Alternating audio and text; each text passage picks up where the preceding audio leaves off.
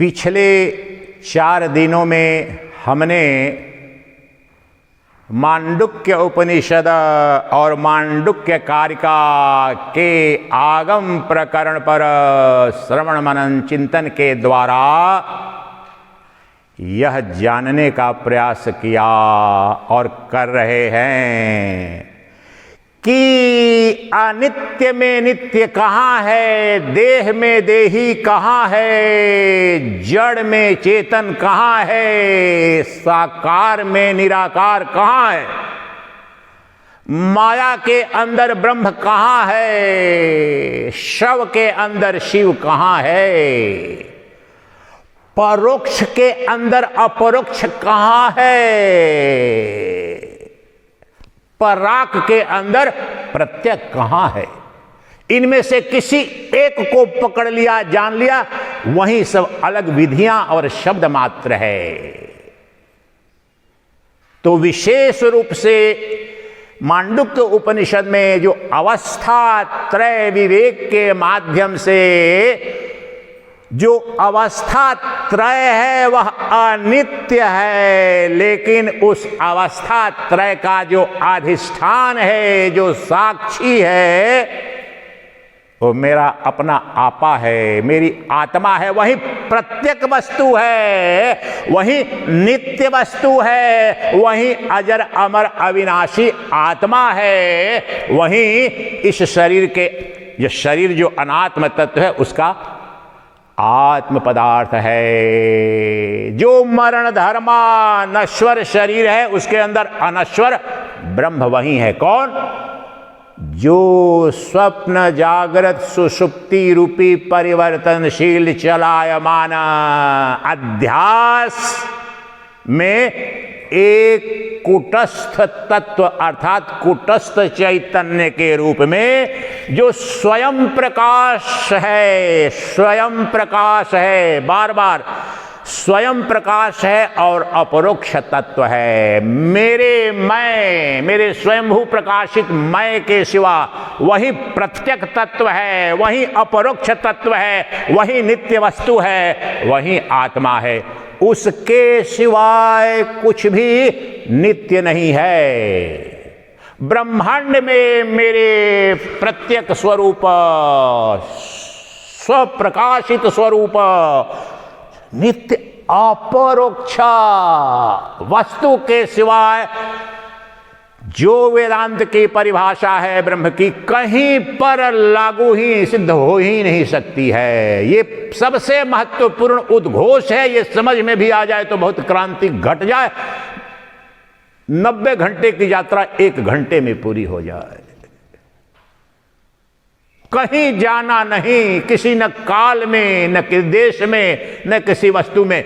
जो नित्य उपलब्ध है और तीनों अवस्थाओं में, ये जो हमारे दिनानुदिन के जीवन में ये जो 3 अवस्थाएं हैं जिन्हें अनुभव करते हैं, किस रूप में?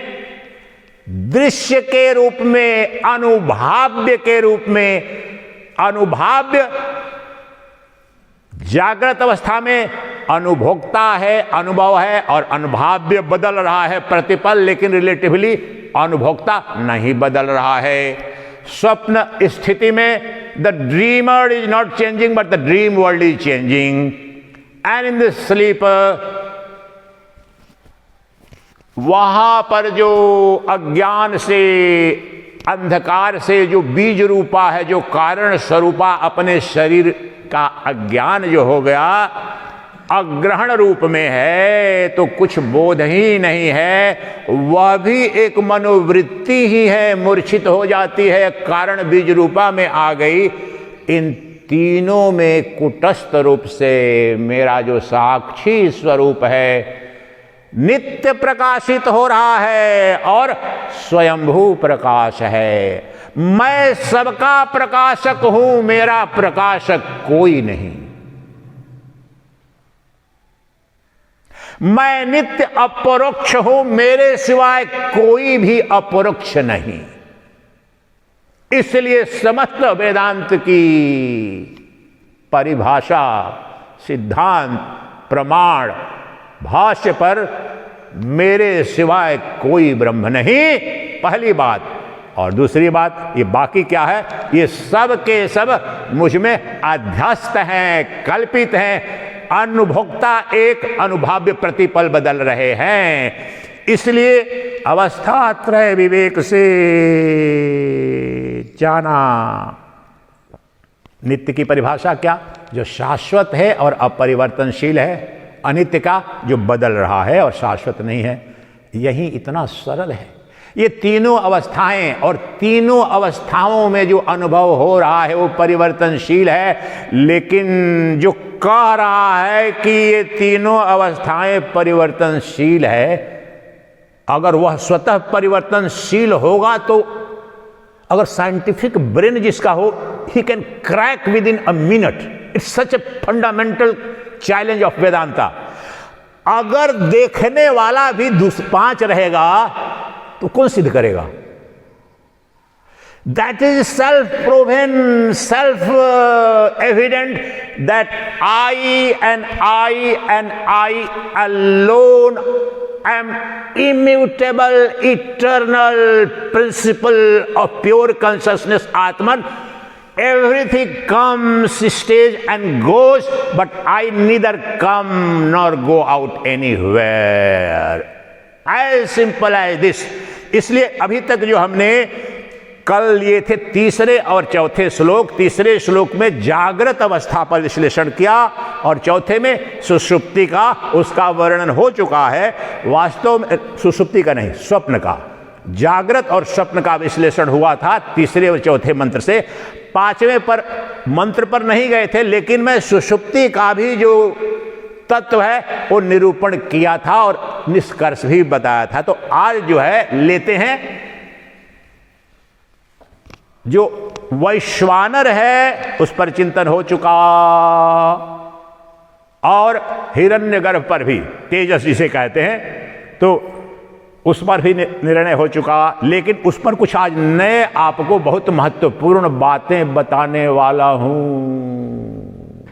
ठीक है, अंग्रेजी में पहले उसको पढ़ूंगा, हिंदी वाले में है नहीं वो, ठीक है, और फिर उसकी व्याख्या करूंगा ताकि सब झाला जितना पड़ा है सब धुल जाएगा। तो पहले ले लेते हैं, ये भी अब श्लोक ले लेते हैं जहां पर जो 3 और 4 है ना, और फिर सबका एक साथ अवस्थात्रय विवेक से तीनों अवस्थाओं का यहां पर क्या लिखा है पता चल गया। फिर ढूंढेंगे तुरीय को, आत्मा को, अपने आप को ढूंढेंगे, समय भी बचेगा। तो ये 2 ले लेते हैं, श्लोक ले लीजिए। पहले 5वें श्लोक पर आ जाइए। कर्मकांड पहले कर लेते हैं, कर्मकांड में 5 मिनट लगता है, ज्ञान में जुग जुग लग जाते हैं, तो कर्मकांड तो इतना आसान है। ले लो, तीसरा मंत्र ले लो। हाँ, जागृत स्थान हो गया, 3 हो गया, 4 का मंत्र भी पढ़ भी दिया था, उस पर व्याख्या भी की थी, स्वप्न स्थान भी हो गया। लेकिन जागृत और स्वप्न में भी आऊंगा, फिर समझ गए ना। ये बाकी जो 215 जो मंत्र किसके हैं, इन्हीं की तो व्याख्या करनी है ना, तो उस पर अभी आते हैं। इन तीनों का एक, हाँ, अब जो 5वें में क्या कहते हैं, आप मंत्र केवल ले लीजिए और साधारण रूप से इसमें क्या लिखा है वो जान लेते हैं, उसके बाद मैं अपना पिटारा खोलूंगा। यत्र सुप्तो न कंचन कामं कामयते न कंचन स्वप्नं पश्यति तत्सुषुप्तं सुषुप्त अस्थान एकीभूतः प्रज्ञान घन एवानंदमयो यानंद भुक् चेतो मुखः प्राज्ञः तृतीयः पादः। सुषुप्ति की अर्थात प्राज्ञ का वर्णन प्रारंभ हो गया है। वहीं जो समष्टि में उसे ही ईश्वर या अंतर्यामी कहते हैं। यहां पर ये बताया दूसरे श्लोक में, वहां तो ये 2 श्लोक हैं। सुबह में बता रहा था ना कि ईश्वर सबसे बड़ा है, तो जागृत अवस्था को 1 श्लोक, स्वप्न को 1 श्लोक गया, तो जागृत वैश्वानर वो जो स्वप्न है हाँ तेजस, उसको 1 श्लोक गया, हिरण्यगर्भ उसको जो अधिदैव के बारे में। लेकिन ईश्वर तो सबसे बड़ा है, तो उनके लिए 2 श्लोक दिया गया। एक महात्मा का बड़ा मनोरंजन पूर्ण है, लेकिन समझने का कि इन अवस्थाओं का एक श्लोक, देखिए कितना गहरा चिंतन है। लेकिन ईश्वर के लिए 2 श्लोक यहां पर, जो ईश्वर तत्व है, अंतर्यामी जो तत्व है, क्योंकि इन सबका अधिष्ठान इन सब का मालिक बनेगा, वहां दिखाई पड़ेगा लय योग में। तो ये 2 श्लोक पहले समझ लेते हैं, फिर इन तीनों को लेकर के हम अपना जो है वहां पर जो समझना है हमें वो समझेंगे। तो इसका शुद्ध हिंदी देख लीजिए। जिस अवस्था में सोया हुआ पुरुष, doctor Kanchan with slow pace I am speaking, so listen carefully, okay. And I will speak today, even if you don't want, I have to speak English because I have brought those quotes of Nikhilanand without which no one can understand. ये जितने भाष्य लिखे हैं ना हिंदी में, कुछ नहीं, उनके जो नोट्स उनके हैं निखिलानंद के, they are so profound and so revealing, उनको मैं बताऊंगा, लिख दिया। जिस अवस्था में सोया हुआ पुरुष किसी भोग की इच्छा नहीं करता और न कोई स्वप्न ही देखता है, उसे सुषुप्ति कहते हैं। इसके लिए विद्वान होने की जरूरत है क्या? ये हम सबका अनुभव है, सहज बात है। वह सुषुप्ति जिसका स्थान है तथा जो एकीभूत प्रकृष्ट ज्ञान स्वरूप होता हुआ ही आनंदमय, आनंद का भोक्ता है और चेतना रूप मुख वाला है, वह प्राज्ञ ही तीसरा पाद है। प्रथम पाद क्या है? जागृत अवस्था, उसका जो अधिदैव है वो वैश्वानर है, अधिदैव समष्टि दैव को, और स्वप्न का वो नहीं हिरण्यगर्भ, हिरण्यगर्भ या सूत्रात्मन, वो टेक्निकल है, दोनों में थोड़ा डिफरेंस है, लेकिन वो है। और ये ईश्वर जो प्राज्ञ है, इसका अधिदैव वहां पर ईश्वर या अंतर्यामी। ये देखो अंतर्यामी। अब देखो यहां कहा आप ईश्वर ढूंढ रहे हो, कहा बद्री धाना धाम रामेश्वर, और ये सब बोलते हैं कि अंतर्यामी, अंतर्यामी। ये अंतर्यामी means the inner most dwelling one who is knowing, जो सबको जानता है जिसे कोई नहीं जानता, अंतर्यामी। अब बताओ इसके सिवा कौन है? आप जब बेड पर सोए होते हो, आपके बच्चे सोए हैं, पत्नी सोई है, पति सोया है, आपके मन में क्या चल रहा है? कोई अब चिंतन की बहुत रेखाएं दिखेगी तो कोई बोले क्या सोच रहे हो जी, क्यों परेशान हो? लेकिन वास्तव में कोई दूसरा नहीं जान पाता है, लेकिन वो जानता है, अंतर्यामी। उससे कहाँ छिपाओगे? तो जो कहते हैं ना लोग क्रिश्चियन ट्रेडिशन में, ऊपर वाले से डरो, तो मैं कहता हूं अंदर वाले से डरो। अंदर वाले से कहाँ छुपाओगे? इस कमरे से कहाँ छुपाओगे? ये कैमरा जो लगा है ना, जो पाप करो पुण्य करो नग्न हो यहां पर, तो आपको यहां लगता शरीर की नग्नता, आपका मन जिसके प्रकाश से प्रकाशित होता है, जिसके सामने नग्न है, उससे छुपा रहे हो। ये प्रभु मैंने नहीं किया, झूठ बोल रहे हो। किससे बोल रहे हो झूठ? कोर्ट में जाकर झूठ बोल सकते हो, लेकिन यहां द अल्टीमेट कोर्ट वही अंतर्यामी है और वही ईश्वर है, यही ईश्वर है। अभी माया उपहित चैतन्य बना है, इसलिए ईश्वर कहा जा रहा है, लेकिन अधिदैव है। तो वह, ये तो समझ में आ गया। इसमें एक शब्द है, एक दो की व्याख्या करनी पड़ेगी, आप समझिए। हिंदी का पढ़ जाएगा, वो बात समझ में नहीं आएगी, बता रहा हूं। अब पढ़ लो, थोड़ी पढ़ भी लेते हैं। अब तो पढ़े होगे ना आप लोग ये करके, वो बात समय नष्ट होगा। हमें असली बात, वैश्वानर जो है जागृत अवस्था में 19 मुख वाला, और तेजस भी 19 मुख वाला, यहां एक मुख वाला चेतो मुख। वो मुख कहां गए? वो सारे मुख कहां गए? और यहां पर चेतो मुख का क्या तात्पर्य है, इसके लिए आप समझ रहे हैं। इस चेतो मुखों का गहन अध्ययन समझने के लिए मैंने कम से कम 15-20 डिफरेंट भाष्य पढ़े, एक शब्द को समझने के लिए। लगेगा किसी को ये मंद बुद्धि, इसको नहीं समझ में आ रहा, चेतो का ये मतलब होता है। यही तो खेल है प्रभु। जब तक मुझे स्पष्ट दर्शन के मत से उसका नग्न नहीं दिखेगा, तब तक नहीं रुका, और तब रिवील्ड हुआ अंत में। यही तो होता है। जागृत अवस्था में बताया मुख का क्या काम है? ग्रहण करना। तो 19 इंद्रियों से ग्रहण कर रहा है जागृत, और ये सारी की सारी सूक्ष्म रूप में, सूक्ष्म अवस्था में, स्वप्न अवस्था में सबके सब वो इंद्रियां वहां पर भी कर रही हैं काम, सूक्ष्म यद्यपि की है, सटल। लेकिन गहन निद्रा की अवस्था में बताओ, आपके 5 हाथ काम करते हैं क्या? ये पांच ज्ञानेंद्रिया, 5 कर्मेंद्रियां वहां पर कुछ भी गहन निद्रा में होती हैं क्या? 5 प्राण का कोई बोध होता है, कुछ ग्रहण करता है क्या? मन बुद्धि अहंकार चित्त कुछ आपको अनुभव होता है क्या? तो ये इसमें से कोई भी नहीं होता है। कौन? चेतो मुख, the pure consciousness, even though in the state of nescience, clouded and covered by ignorance, darkness of ignorance, but that is there। जो बोलते हैं मैंने कुछ नहीं देखा, वो जिसने देखा वो चेतना है, यूनिफाइड स्टेट ऑफ इग्नोरेंस। कल ये सारी जो बातें निकाल के भी लाऊंगा ना, ये उपसंहार रूप में, सरल रूप में सब आपको कल ही बता चुका हूं, बता रहा हूं मैं कि ये इतने 10-10 घंटे लगेंगे जो बताने में, वो बाद में आपको पता चलेगा जब उनसे रेटिफाई करूंगा उनसे, तब कि ये सब बातें बता चुका हूं। तो वह जो चेतना है एकमात्र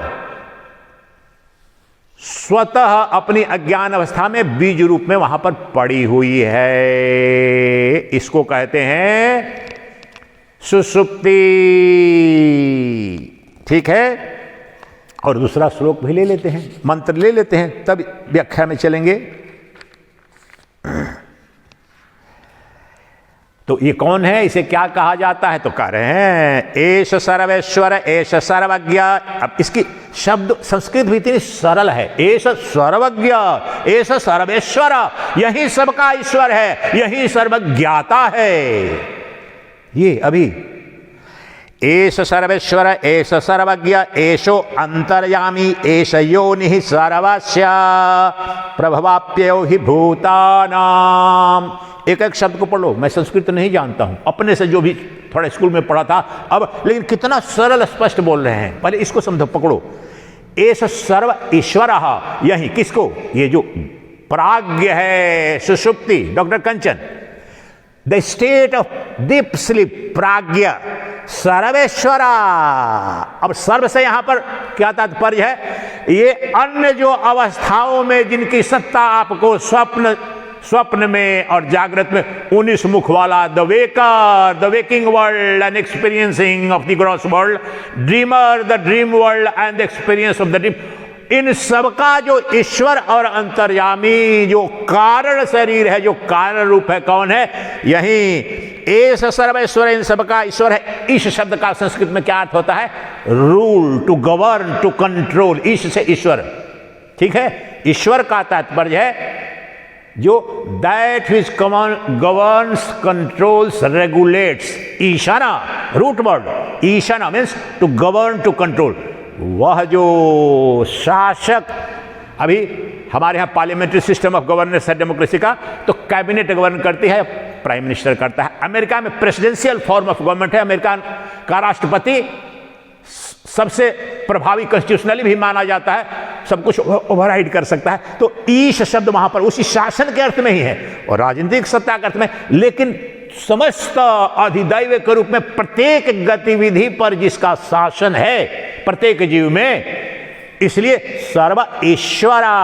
आपकी प्रत्येक गतिविधि, सबकी नकेल जिसके पास है, आम भाषा बोला, नकेल जिसके पास है, प्रत्येक इंद्रिय की, प्रत्येक अनुभूति की, प्रत्येक अनुभोक्ता की नकेल जिसके पास है, वो है ईश्वरा।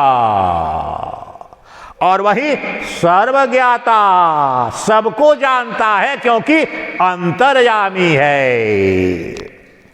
एष सर्वस्य, एष सर्वज्ञ।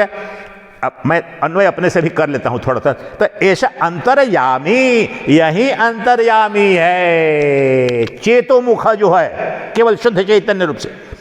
योनि ही सर्वस्य, योनि अर्थात कारण। शास्त्र योनित्वात्, इस अर्थ में ब्रह्मसूत्र का पहले अध्याय, पहला पाद, तीसरा मंत्र है। उस अर्थ में है, गहन अर्थ है, शास्त्र योनित्वात्। और फिर तैत्तरीय उपनिषद जो है, सत्यम ज्ञानम अनंतम ब्रह्म, ये स्वरूप लक्षण है परमात्मा का। और तटस्थ लक्षण में यतो वा इमानि भूतानि जायन्ते येन जातानि जीवन्ति यत् प्रयन्ति तत् अभिशन्ति तद ब्रह्म तद विजिज्ञासस्व तद विजिज्ञासस्व। 3 बार बोलते हैं एम्फेसिस, यही ब्रह्म है, यही ब्रह्म है, यही ब्रह्म है, इसे ही जानो, इसे ही। कौन? यही बता रहे हैं। स्वरूप लक्षण ब्रह्म का क्या बताया? वो अनंत ज्ञान है, अनंत अस्तित्व है, स्वरूप लक्षण से बोलते हैं। लेकिन तटस्थ मीन्स इंसिडेंटल, स्वरूप बोध किसी को हो नहीं सकता है। क्यों नहीं हो सकता है? दूसरा खेल करता हूं, पूछता हूं, अगर मैं आप में से किसी को बोलूं, आप बोलो ना कि प्रभु ये भगवान छुपा क्यों है, सीधा क्यों नहीं दिखता है? और वहां पर तैत्तरीय उपनिषद ने क्यों स्वरूप लक्षण दे दिया? तो स्वरूप में जाकर पहचान लो प्रभु। तो फिर तटस्थ लक्षण वहीं पर देना पड़ गया ऋषियों को, हजारों वर्षों क्यों देना पड़ गया? तो ऋषि तो श्रीमन नारायण के द्वारा ये तो निश्चित है। तो आप में से किसी को बोलूं कि आप मेरे लिए पानी लाओ थोड़ा सा, प्रश्न मेरा सुनो, मेरा पानी थोड़ा लाओ जाके, तो क्या करोगे? जाओगे ना पानी लाने, क्या लाओगे? हैं? पात्र लेंगे, पात्र से पानी लाएंगे। हाँ बोलो, सब अपना उत्तर दो सब, सूक्ष्म तत्व है। हाँ, और कोई कुछ बोलेगा? हाँ चलो, मैंने क्या मांगा? मैंने पानी लाओ, तो फिर बोतल क्यों लाओगे और फिर गिलास में पानी क्यों लाओगे? हाँ हाँ हाँ है बहुत सूक्ष्म तत्व है इसमें, बिल्कुल ब्रह्म ज्ञान छुपा हुआ है। हाँ जी, क्या बोल रहे? बोलो। हाँ उपाय है, और ठीक है, सबने ठीक कहा है। ये घटना घटित है, बता रहा हूं। स्वामी चिन्मयानंद जी, चिन्मय मिशन के संस्थापक, स्टूडेंट थे उत्तरकाशी, जो उनके जो गुरु थे, उनकी पुस्तकें भी हैं, वो जो मुंह में ही नाम है बता दूंगा, तो तपोवन जी महाराज तो, और स्टूडेंट थे, शिवानंद जी ने उनको भेजा हुआ था। और भगवान की अनंत अनुकंपा होगी, 23-40 साल की उम्र में उनके अनंत प्रवचन, वहाँ दिल्ली में मैं स्टूडेंट भी था, तो चिन्मयानंद जी के बहुत सारे प्रवचन मैंने सुने हैं। तो उनके जीवन की घटना मुझे पता चली। तो वो स्टूडेंट थे और उन्होंने प्रश्न कर दिया था तपोवन जी महाराज से कि अंग्रेजी, why is this Brahman playing so much of hide and trick? Why can't we see him naked without any Maya and all that if he is all alone? तो कुछ उत्तर नहीं उन्होंने दिया। और अगले दिन जो है सो अचानक तपोवन जी महाराज ने बोला, गेट मी सम वाटर। गए, दौड़े गए, उन्हीं को बोला, और भी लोग, गेट मी सम वाटर। गए और एक ग्लास ऑफ वाटर लेके आए। What is this? What is this? Water, but this is glass, I asked for water only. And then he was intelligent, journalist रहे थे वो नेशनल हेराल्ड में। उन्होंने खुद बताया हुआ है कि it burnt everything, every ignorance in my mind. I got frozen. Then I realized, जो सबसे बड़ा प्रश्न है कि यद्यपि कि यहाँ पर पानी की ही उपयोगिता है, लेकिन कोई उपाय नहीं है, कोई उसका, you need a container so that the water could become a content independent of the container. There can't be content called water by definition. और फिर उसकी व्याख्या किया। वहीं यहां पर जो घटना, वहां पर जो स्वरूप लक्षण ब्रह्म का, तटस्थ लक्षण, ये योनि की व्याख्या कर रहा हूं। आप ऐसी तो व्याख्या होती है तो 1 महीने चलते हैं, तब समझ में आए स्पष्ट। तो योनि, ये ईश्वर सबका योनि है। क्यों योनि है भाई? तो योनि उसी जो शब्द होता है जिससे हम सबका जन्म होता है, लेकिन उसको ब्रह्म को योनि बोला जाता है। ब्रह्म सूत्र 3, शास्त्र योनित्वात्, समस्त ब्रह्मांड की योनि अर्थात मूल कारण, उद्गम स्थल वो ब्रह्म ही है। तो इसके 2 तरीके से बता रहे हैं, एक स्वरूप लक्षण से और तटस्थ लक्षण, इंसिडेंटल इंग्लिश में बोलते हैं। सो सम इंसिडेंट इज हैपनिंग। पानी जब कहो तो पानी की ही वृत्ति बनेगी, लेकिन जब बोलो कि पानी मुझे लाओ तो वहां पर इंसिडेंट विशेष में ग्लास भी साथ में आएगा। जब मुझे पानी की प्यास लगेगी तो ये बोतल को उठाना पड़ेगा, पानी केवल नहीं आएगा।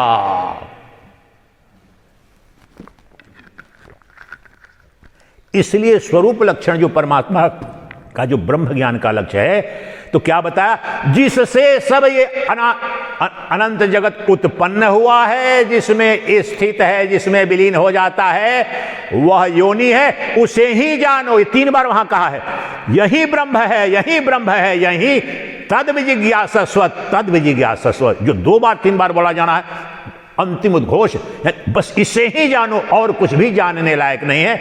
तो यहां बता रहे हैं वही योनि, सबका जो योनि है अर्थात सबका मूल कारण है, और वही कारण यहां पर सुषुप्ति अवस्था में वही कारण, वहां कारण कहा जा रहा है इस विधि से। अ उ म ओंकार का जो समन्वय है, जागृत अवस्था अ, स्वप्न उ और सुषुप्ति म, यहीं तक अनुभूति है। देयर आर 3 लेटर्स, अक्षर 3 ही है, और ये जगत है तीनों, जागृत स्वप्न सुषुप्ति ओ उ म। लेकिन म जहां पर हुआ वहां पर अमात्रा, द साइलेंस फ्री फ्रॉम ओ उ म is turiya, is the Brahman, is the yoni of entire phenomenal universe, the fundamental cause. इसलिए कारण शरीर उसे ही कहा जाता है, और वही ईश्वर है। ईश्वर से सब उत्पन्न हुआ, ईश्वर में स्थित है, ईश्वर में विलीन हो जा रहा है। तो जिसके घर में रह रहे हो, जिसने अनुमति दी मेरे घर में आ जाओ, रख रहा है, उसी के अनुरूप चलना पड़ेगा कि नहीं चलना पड़ेगा। हाँ, यहाँ व्यवहारिक देखो, यहाँ पर जबकि ब्रह्म चिंतन जो कुछ भी कर रहे हैं, पैसे दे रहे हैं, लेकिन आश्रम वाले आके बोलते हैं इतने बजे ये करना है, आप आ जाओ महाराज जी, बहुत देर कर, है कि नहीं? उनके शासन के अनुरूप ही तो चल रहे हैं। तो शाम में नहीं कल प्रवचन किया, शासन चलेगा ना जो वहां पर, और जब वो नहीं चाहेगा तो बाहर निकलो, समझ गए? तो वो जो ईश्वर है वही शुद्ध चैतन्य रूप में, लेकिन वो आवृत हो गया है अज्ञान से। कैसे? जिस प्रकार से ये दीवा इस समय दिन में, इधर तोमर जी बैठे, इधर प्रोफेसर साहब, ये फलाना मैया, वो फलाना लोग बैठे, ये भिन्न भिन्न दृश्य रूप जगत दिख रहा है। वहां पर अगर अंधेरा यहां पर हो जाए रात्रि का, तो इसमें से कोई भेद दिखेगा? वही कारण हो, सब जो द्वैत जगत उसमें स्वतः विलीन हो जाएगा अंधकार में। उसी तरह से जागृत की विविधता समस्त जगत की, स्वप्न की विविधता, दोनों लय हो जाते हैं। स्वामी निखिलानंद जी लिखते हैं, as in the case of daylight, there is tremendous variety, millions and billions of different things we experience in the gross world. Even so, in the dream world, we see infinity of subtle world, but in the deep sleep, all this difference, duality and infinity dissolves and gets covered by darkness. Darkness, रात का जो अंधेरा है सबको निगल गया, सबको, भाषा ये है, सबको निगल जाता है। और एकीभूतः, ये शब्द बोलते हैं, योनि ही सर्वस्य प्रभवाप्यौ ही भूतानाम। योनि जिससे उत्पत्ति और प्रभाव, स्थिति और लय यहां पर प्रतीक है। जिससे ही उत्पत्ति स्थिति और लय जिसका होता है वही ईश्वर है। ये बार बार बता रहा हूं, तकनीकी शब्द है ये वेदांत दर्शन में। पुराण वगैरह में ब्रह्म, परमात्मा, भगवान, ईश्वर सब एक ही है, लेकिन ईश्वर इज नॉट ब्रह्मन। ईश्वर सब करता धरता है सृष्टि का, ब्रह्मन कुछ नहीं करता। ब्रह्म जैसे का तैसा है,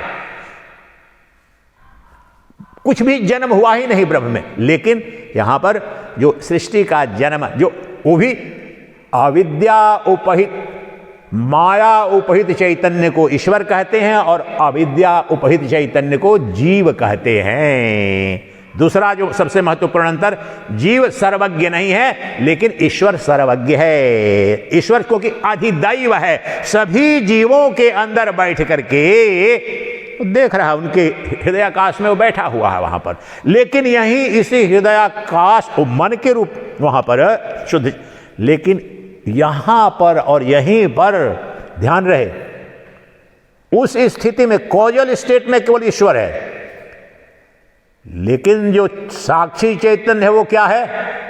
उसका बाप का बाप, वो ब्रह्म है, उससे ईश्वर। तो साक्षी चेतन में कहीं कुछ कभी नहीं, चाहे स्वप्न हो, चाहे जागृत हो, चाहे स्वप्न हो, चाहे सुषुप्ति हो, ब्रह्म वैसे का वैसा है, शुद्ध चैतन्य वैसे का वैसा है। All the three different states belong to mind alone. आत्मा कभी 3 या 4 नहीं बना है, ये तीनों अवस्थाएं मन की है, मन की कल्पना के रूप में बाह्य दृश्यमान जगत दिख रहा है। और ये जो ईश्वर है, अब इस ईश्वर को समझने के लिए हम बाद में आपको बता चुका हूं ना, आप में से कितने लोगों ने अब यहां, चूंकि केवल ईश्वर को नहीं समझेंगे, यहां से कारिका प्रारंभ होती है आगे, तो मैंने सिर्फ आग्रह किया था कि 1 और 5 कारिका को आप देख के आना। और जैसा मुझे संदेह था वो हुआ ही। वैसे जब भिक्षा लेके आ रहा था तो इन लोगों ने पूछ लिया कि महाराज जी हमें तो ढूंढ ही नहीं, इसलिए 3 बार मैंने बोला था कि कारिका का 1 5 है, कारिका का 1 5, तो वही हुआ। लेकिन फिर भी इन लोगों को मैंने मार्क कर दिया। तो 1 और 5 लेंगे, सब स्पष्ट होगा, लेकिन वो बाद में अभी लेंगे। अभी जो अब पूरा ये तीनों अवस्थाएं जान ली, अब वो लेंगे या नहीं, कुछ और महत्व। अब बाकी क्या बचा? सब जान गए, ब्रह्म ज्ञान हो गया।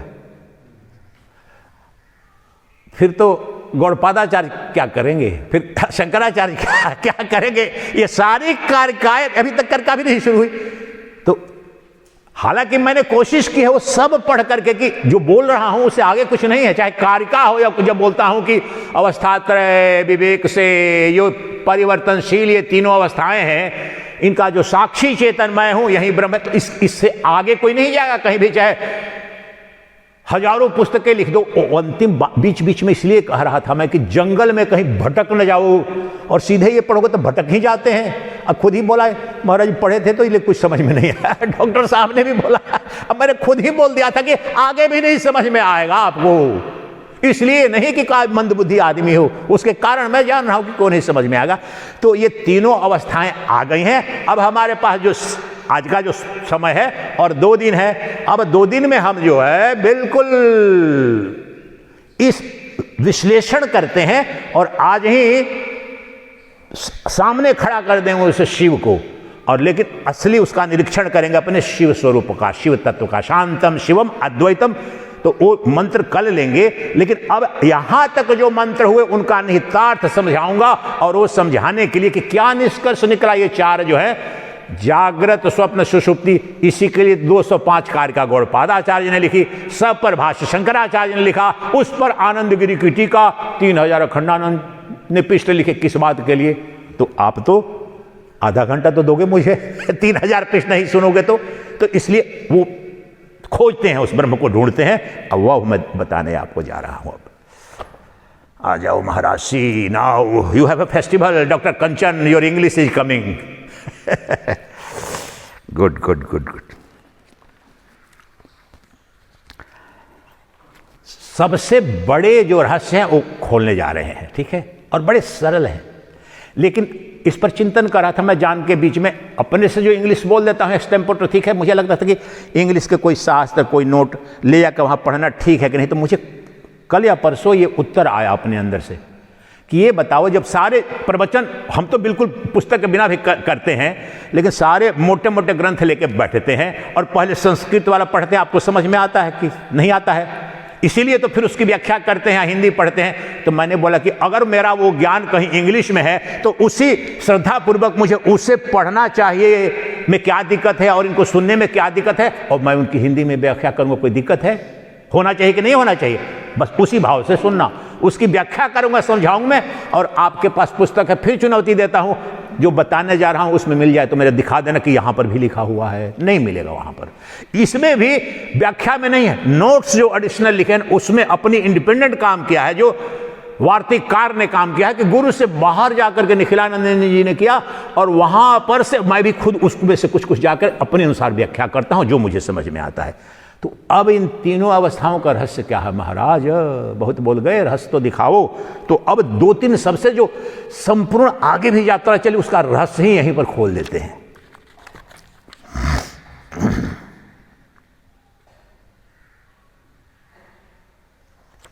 देखो मैं बोलते हैं ना 4 पाद है, कितना स्पष्ट लिखा है, दिस 4 क्वार्टर्स। अरे हिंदी में तो ये 4 पाद जो हैं ये सब कल्पित हैं, कल्पना की गई है उपाय के रूप में उस एक आत्मा को समझाने के लिए। एक आत्मा है जो निरवय है, उसमें कोई भेद नहीं, कोई द्वैत नहीं, उसे ही समझाने के लिए ये कल्पित है उपाय के रूप में। उपेय क्या है? ब्रह्म ज्ञान, ये याद रखें। अब पहले ध्यान से सुने जो पढ़ रहा हूं। ये कह रहे हैं कि अभी भी एक ही ब्रह्म है, एक ही आत्मा है, स्वप्न में भी वही वास्तव में सत्य है, सुषुप्ति में भी वही है, उसके सिवाय कोई सत्य नहीं है, ब्रह्म सत्यम जगन मिथ्या। महाराज तो ये क्या है? देखो सुनो, इंग्लिश में पहले सुन लो।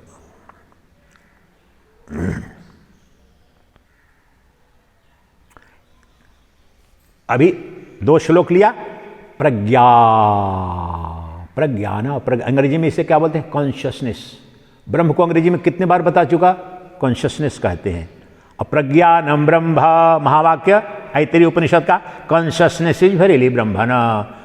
तो प्रज्ञान, ईश्वर तक पहुंचे हुए हैं अभी, तो प्रज्ञान तत्व क्या है? लेकिन अज्ञान से, वहां पर माया से, अंधकार, यहां पर हजारों इतनी सुंदर मूर्तियां हैं और हीरा मोती यहां पर खजाने हो, लेकिन प्रकाश ना हो तो कुछ पता चलेगा? नहीं पता चलेगा। यही समस्या है। तो वहां पर शुद्ध ब्रह्म है, वहां पर न अग्रहण है ना अन्यथा ग्रहण है, लेकिन अग्रहण इस रूप में है कि जो हूं मैं शुद्ध चैतन्य हूं, उसका बोध नहीं है। और दूसरे वाले का अर्थात न सुषुप्ति वाली समस्या है, न जागृत वाली समस्या है, लेकिन कुछ वहां बोध ही नहीं है, अज्ञान की अवस्था है, लेकिन बीज रूप में शुद्ध चैतन्य है। चैतन्य कहां? तो ब्रह्मांड। योनि क्या है? कह रहे हैं कि ब्रह्म योनि है, उद्गम स्तर है, शुद्ध चैतन्य। The entire universe is appearing out of me, existing in me and dissolving in me. Me means what? Pure consciousness, साक्षी चैतन्य, साक्षी चेता ही केवलो। तो उसकी व्याख्या कर रहे हैं, कह रहे हैं क्या है वो? प्राज्ञ, that is consciousness, really speaking is identical with self, the आत्मना। It cannot be related to external objects because nothing exists outside it. और जब ये व्याख्या कर रहे हैं जागृत की, वहां पर बता रहे हैं, लग रहा है ना जो स्थूल जगत के बाह्य जगत की चीजों को देखता है वो स्थूल है, वैश्वानर है, करे ये भ्रामक है, ऐसे लग रहा है अज्ञान के कारण। उसके अतिरिक्त कुछ है ही नहीं। अज्ञान के कारण लग रहा है कि यहां बुद्धि ये दिख रही है, ये अलग अलग बैठे हैं, ये कुछ यहां कुछ नहीं है। दर्पण में या अभी मोबाइल में यहां पर, इसमें मैं प्रविष्ट हुआ हूं क्या, लेकिन यहां पर दिख रहा हूं मैं इसमें मोबाइल में, आप तस्वीर, उसी प्रकार से कुछ भी है नहीं। प्रज्ञान से बाहर ब्रह्मांड में कभी ना कुछ था, न है, न होगा। सबसे मौलिक तत्व बता रहे हैं यहीं कि जो जागृत अवस्था का विश्लेषण करें कि कैसे भ्रम हो रहा है।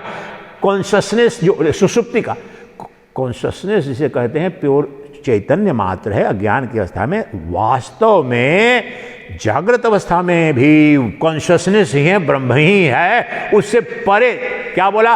अस्थूल भूख, अर्थात अस्थूल जगत का जो अनुभूति करता है उसे अस्थूल भूख कहा, वैश्वानर कहा। तो बोले यही करे कि ये भ्रांति है, ये अज्ञान है, ये माया के कारण है, क्योंकि it cannot be related to external objects because nothing exists outside consciousness। यार यही मैं चैतन्य के रूप में या साक्षी के रूप में मुझसे बाहर न कुछ था, न है, न होगा। शरीर तादात्म्य के कारण लग रहा है ये अलग तो मर्जी है, ये फलाना डॉक्टर।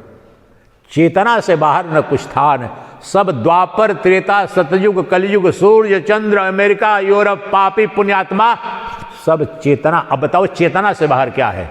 सूर्य की हिम्मत है एक क्षण की कि मेरी चेतना के बाहर जा सके। मेरी चेतना पहले है, सूर्य बाद में है। उसी दृष्टि से, उसी न्याय से, by the same logic, the infinity of the phenomenal universe arises out of me, exists in me, dissolves back to me. I am pure consciousness, प्राज्ञ तत्व हूं मैं। और आप अपने पर देखो, चेतना, नॉट माइंड। माइंड तो देखो या इंद्रियां, सूर्य तो यहां भी बैठने से सूर्य को नहीं देख पा रहे हैं, बाहर जाएंगे तो सूर्य दिख जाएगा। लेकिन घर में जाकर के सो गया, चेतना से बाहर सूर्य है क्या?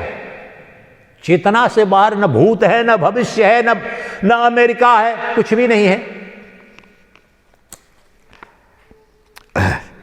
ओइंग टू अज्ञाना, यही बता, पूरा विश्लेषण एक ही पैराग्राफ में, पूरा समस्त वेदांत।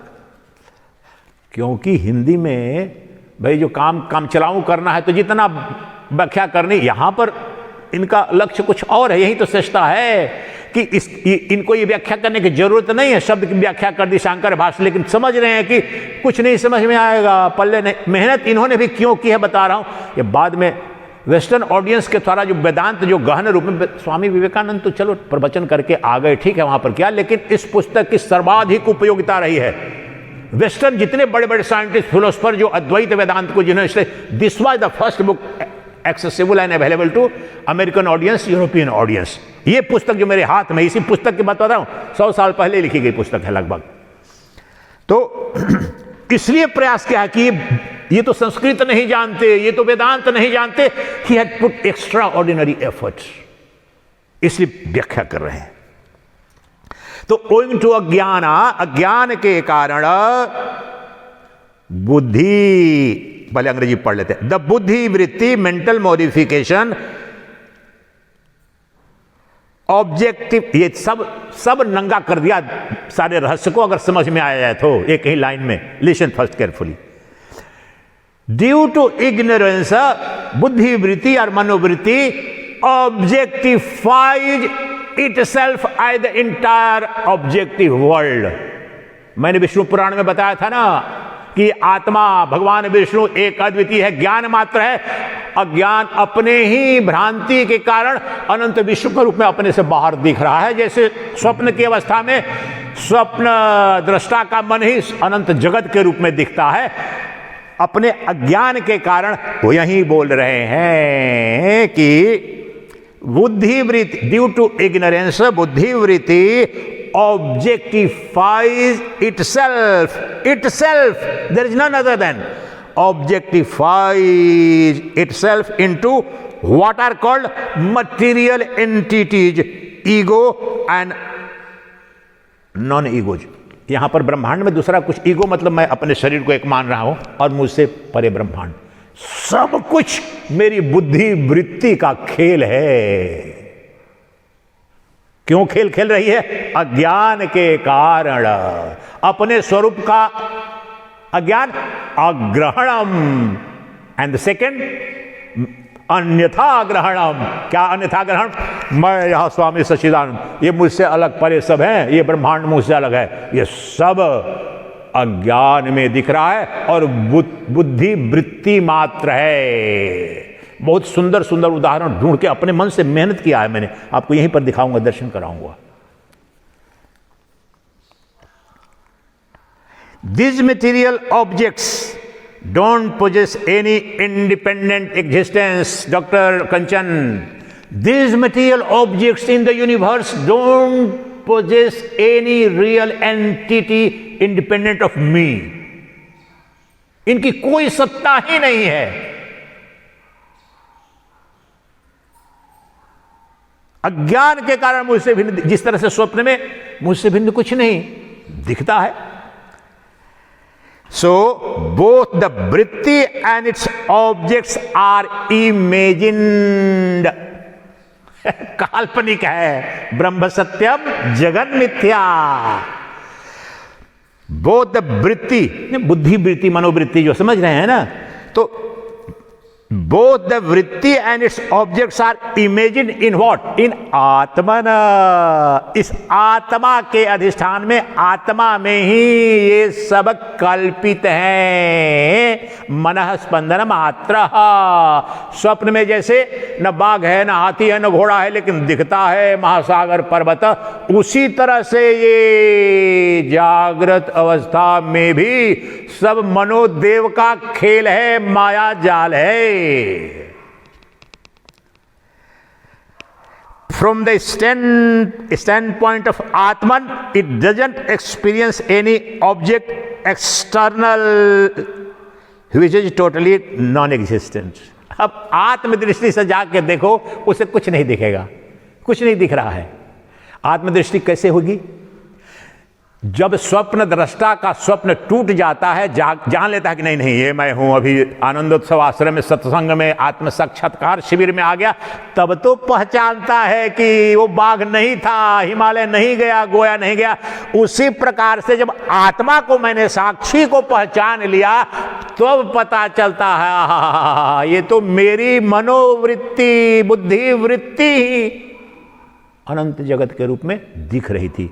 अब आपको मेरा जादू देखो, जादू दिखाऊंगा. मूल उदाहरण. बैठ जाओ, सावधान होकर के बैठ जाओ, आंख बंद कर लो. आप लोग 2 मिनट का जो कुछ एक्सपेरिमेंट करने जा रहे हैं, स्पष्ट दिखेगा. प्रोफेसर साहब, your permission? Sir, do I have your permission? With laboratory precision, scientific precision, I am going to do some experiments and that will reveal the entire secrets of Advaita Vedanta. आप, मैं कुछ करूंगा, जो करूंगा चुपचाप सुनना, और आपको क्या हो रहा है उससे जो बनता है वो पूछूंगा कि आपको क्या, आपके अंदर क्या. आंख बंद कर लीजिए सबके सब. आम, मैंगो,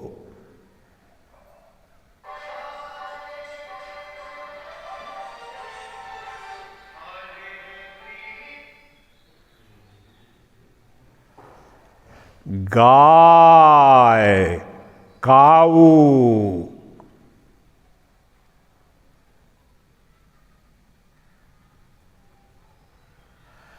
गंगा,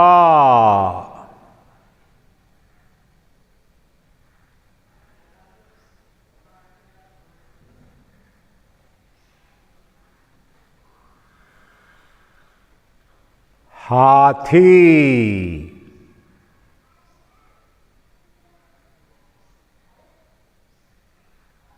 एलिफेंट.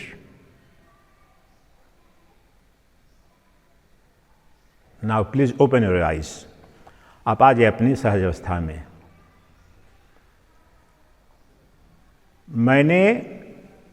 मैं यहां पर था, मैंने बोला आम, मैंगो. फिर क्या बोला?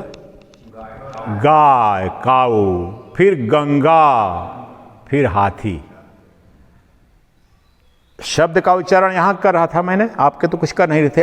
अब आपने शब्द का जो श्रवण किया, जो कुछ सुनाई पड़ रहा था, तो आपके मन में उस समय क्या वृत्ति बन रही थी? और 4 इसलिए अलग अलग लिया हूं, बहुत बता रहा हूं. इस पजल को सॉल्व कर देंगे, आगे कुछ नहीं बचेगा सॉल्व करने को.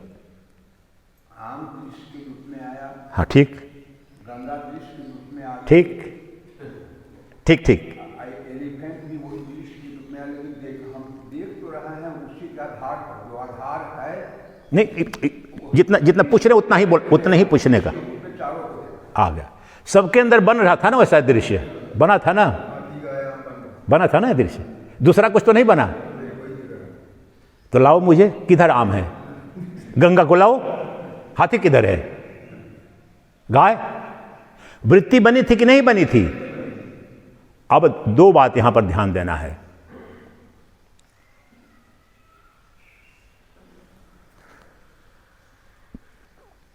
अभिधान अन अभिधेय.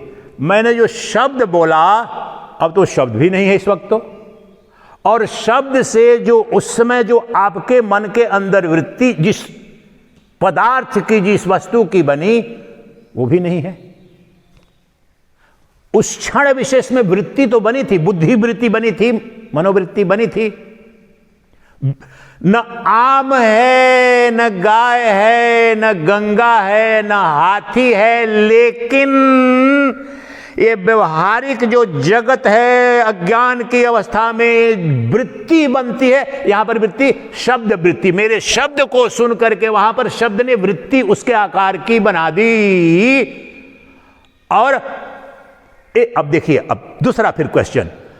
जब बोला आम, इस पर 1 हफ्ते भी चले ये इस देश से चला जा चुका है, ये कोई अब बोलना भी नहीं चाहिए। मौलिक उदाहरण से जो समझने समझाने की जो बात है ना, ऋषियों की जो परंपरा है ना, युग युग में वैसे नहीं समझ, आपको एक क्षण में सब अज्ञान नष्ट हो जाएगा। तो इसलिए ये मैं कोशिश कर रहा हूं इतनी ऊर्जा से। अब दूसरा तत्व इसमें क्या समझना है कि जिस समय, अब इतना तो समझ में आया कि इस समय तो उनमें से कोई भी उपलब्ध नहीं है, लेकिन मैंने जब कहा आम या मैंगो, तो क्या उस समय हाथी की वृत्ति बनी क्या? ध्यान से सुनना।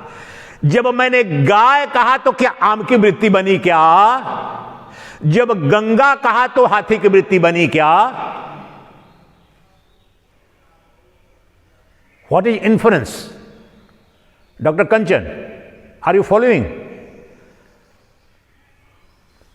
The influence is to fold.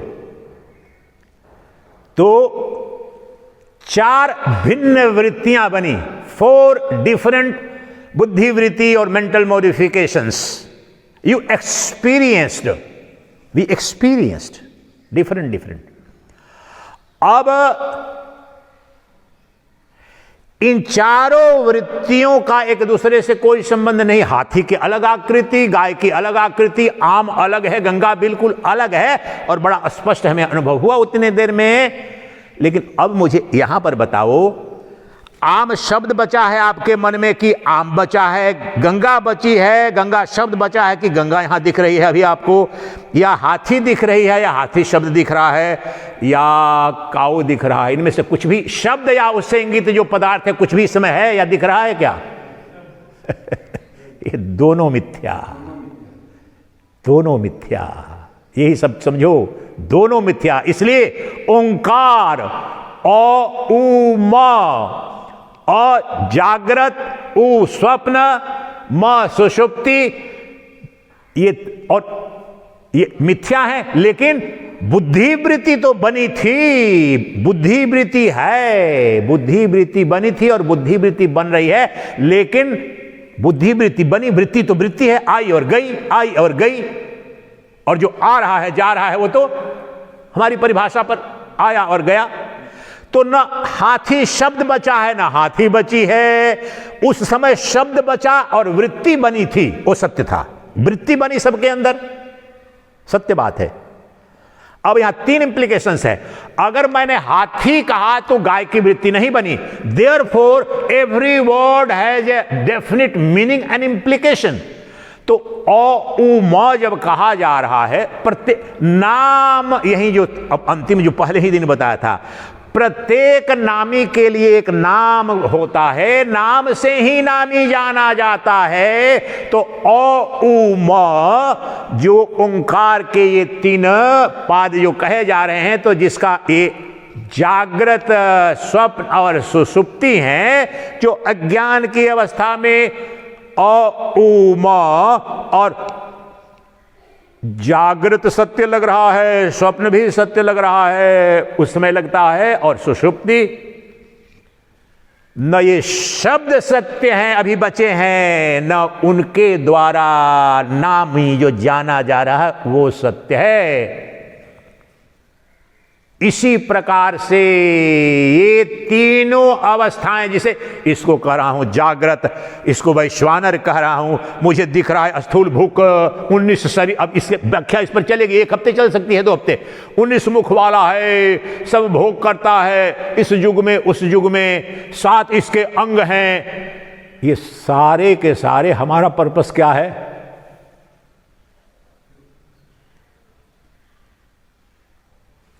क्या कहना चाह रहे हैं योग वशिष्ठ? योग वशिष्ठ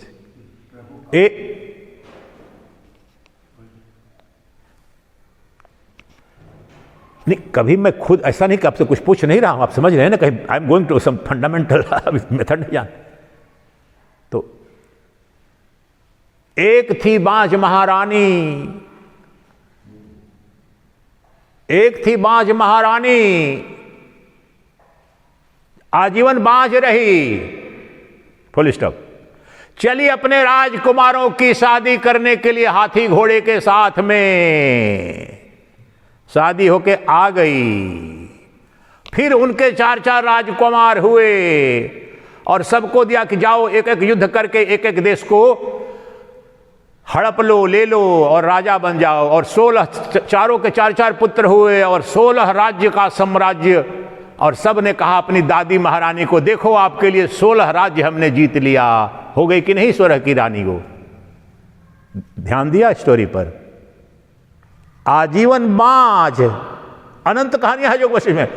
अब जब कह दे रहे हैं कि बाँझ आजीवन है तो पुत्र उसको कहां से हो जाएंगे?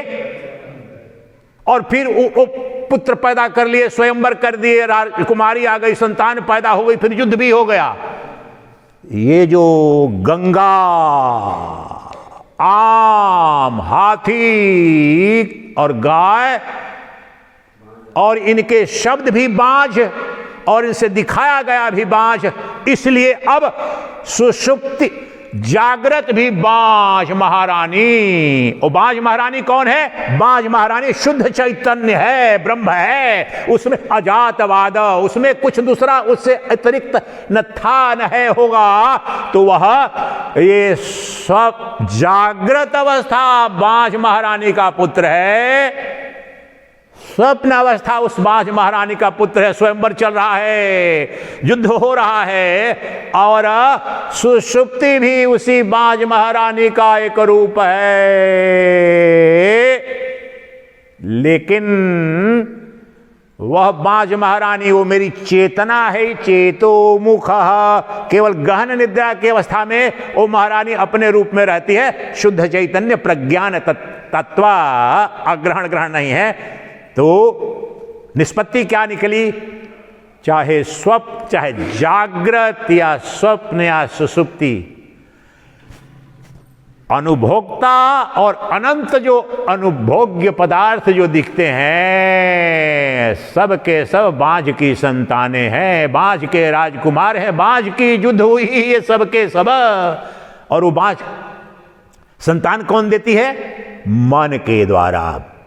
महारानी शाश्वत वैसे तो शुद्ध चैतन्य तो, लेकिन शुद्ध चैतन्य ही मन के रूप में। इसलिए पातंजल योग दर्शन में चित्त की वृत्ति करके वहां जाते हैं, ये बोलते हैं अरे वो तो वास्तव में मन नाम की कोई सत्ता ही नहीं है, वो शुद्ध चैतन्य ही कल्पित करके तुम्हें बुद्धि वृत्ति बना रहा है। बाँझ तो बाँझ ही रही। बाँझ का तात्पर्य है one non dual unified existence, pure conscious, जो शुद्ध चैतन्य, शुद्ध बोध स्वरूप हम, वह शुद्ध चैतन्य है। इसलिए इस नोट की व्याख्या और अपने मूल उदाहरण से कि इन सभी अवस्थाओं में it's mere projection of the mind alone, it's बुद्धि वृत्ति मात्र है जो समस्त जगत दिख रहा है। तो उनको प्रकाशित करने वाला जो नाम है जितने उन क्रियाओं के, वो भी बाँझ असत हैं, कल्पित हैं। और उनका जो अभिधेय है, इंडिकेटेड जो है, गाय, हाथी, आम, जो उदाहरण में देखा, वो सब मेरे मन में आए और गए। इसी तरह से हजारों इस तरह की वस्तुएं आ रही हैं, जा रही। मेरे स्वतंत्र चैतन्य से, मेरे साक्षी चैतन्य से पर अन्य, different, there never was anything, there never is anything, there would be nothing separate from me, different from me as a बाँझ महारानी, दैट इज शुद्ध चैतन्य, अजातवाद।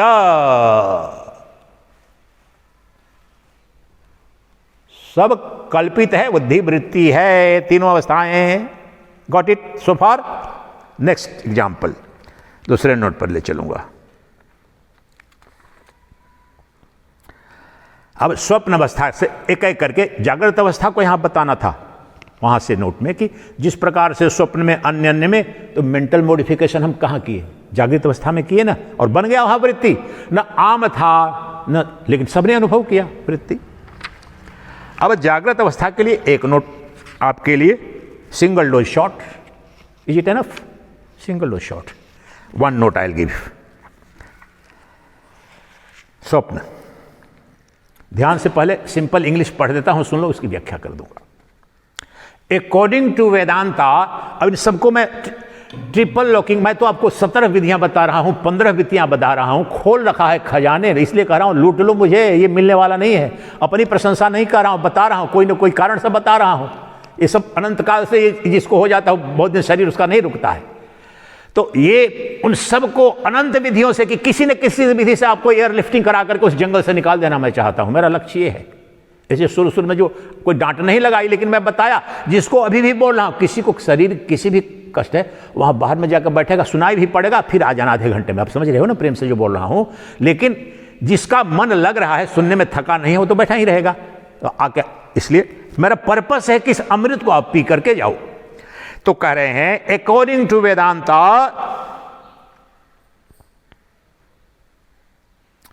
ये जो बताया ना, इसी को देखो, अब वो रिवील करें।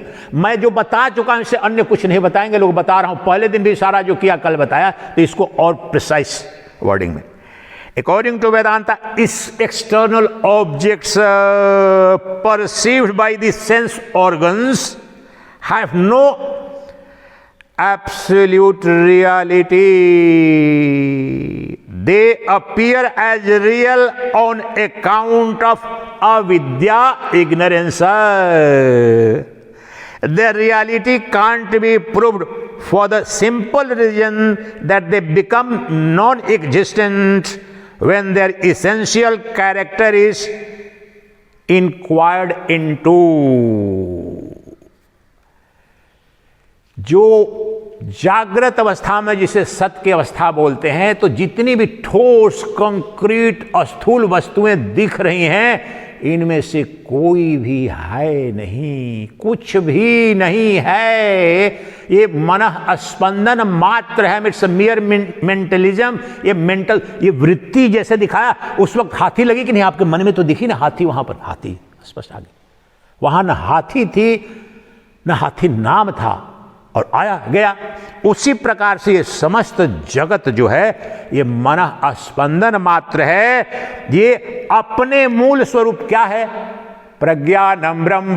मैं प्रज्ञान स्वरूप हूं, इसको नहीं जानने के कारण मैं साक्षी चेता केवल हूं। इसे नहीं जानने के कारण, इस अविद्या के कारण ये लग रहा है मैं अलग दृष्टा और ये दृश्यमान जगत मुझसे अलग है। ये मेंटल परसेप्शन बन रहा है due to ignorance of my true nature. ये वृत्ति बन रही है जैसे उस समय वृत्ति थी ये भी, और वो तो 1 सेकंड में बना। लेकिन चलो ये 1 सेकंड का जो सत्य है या 100 साल का सत्य है, सिद्धांत के अनुसार से अगर 100 साल में मर गया तो मर गया वो। तो 1 सेकंड में यहां पर वो हाथी मर गई, तो आपका जो 10 घंटे का, ये जो 12 घंटे का दीवा है, मरता है कि नहीं मरता है? आप जिसको देख रहे हो, सच्चिदानंद, आप गहन निद्रा में सोओगे तो मरेंगे कि नहीं मरेंगे? ये मंदिर मर जाएगा, आपका घर परिवार सब मर जाएगा, मरेगा कि नहीं मरेगा? और सत्य की परिभाषा क्या है? न जिसका जन्म है न मृत्यु है, जो शाश्वत अपरिवर्तनशील है। मेरा शरीर ही मर जा रहा है, रोज मर जा रहा है कि नहीं मर जा रहा है? और परिभाषा सत्य की क्या? न उत्पन्न हुआ न जिसमें विकार है, ऐसे ही सत्य सिद्ध हो रहा, असत। शरीर ऐसे सिद्ध हो रहा है, जगत ऐसे सिद्ध हो रहा है। इसलिए बताना यह है कि जितनी भी ये भौतिक जगत की ये जो वस्तुएं दिख रही हैं, ये सब भौतिक पदार्थ मुझ शुद्ध चैतन्य के दर्पण में प्रतिबिंब मात्र हैं, कल्पना मात्र है। ये मन और वृत्ति मेरे उपकरण है। मैं शुद्ध चैतन्य हूं, मैं शुद्ध चैतन्य हूं, मैं शुद्ध आत्मा हूं, मैं साक्षी चैतन्य हूं। लेकिन माया का रूप क्या है जीव में? मन है। मन इंद्रिय विषयों के उपकरण से तत्काल ये भौतिक जगत जो है ही नहीं, यही बांझ की संतान है। जो बांझ महारानी है, उसके 4 पुत्र हो गए, युद्ध हो गया और सब हम लड़ रहे हैं। ट्रंप ने सीज फायर कर दिया, ईरान ने ये कर दिया, वो कर दिया। सब उस बांझ पुत्र के ये युद्ध हो रहे हैं दिवा स्वप्न में, क्योंकि गहन निद्रा में ये सब चले जाएंगे। गहन निद्रा तो बहुत दूर है, अभी एक वृत्ति आती है, दूसरी वृत्ति चली जाती है। आम की वृत्ति बनी, अगला बढ़ा तो दूसरी वृत्ति बन गई, वो चला गया, मर गया।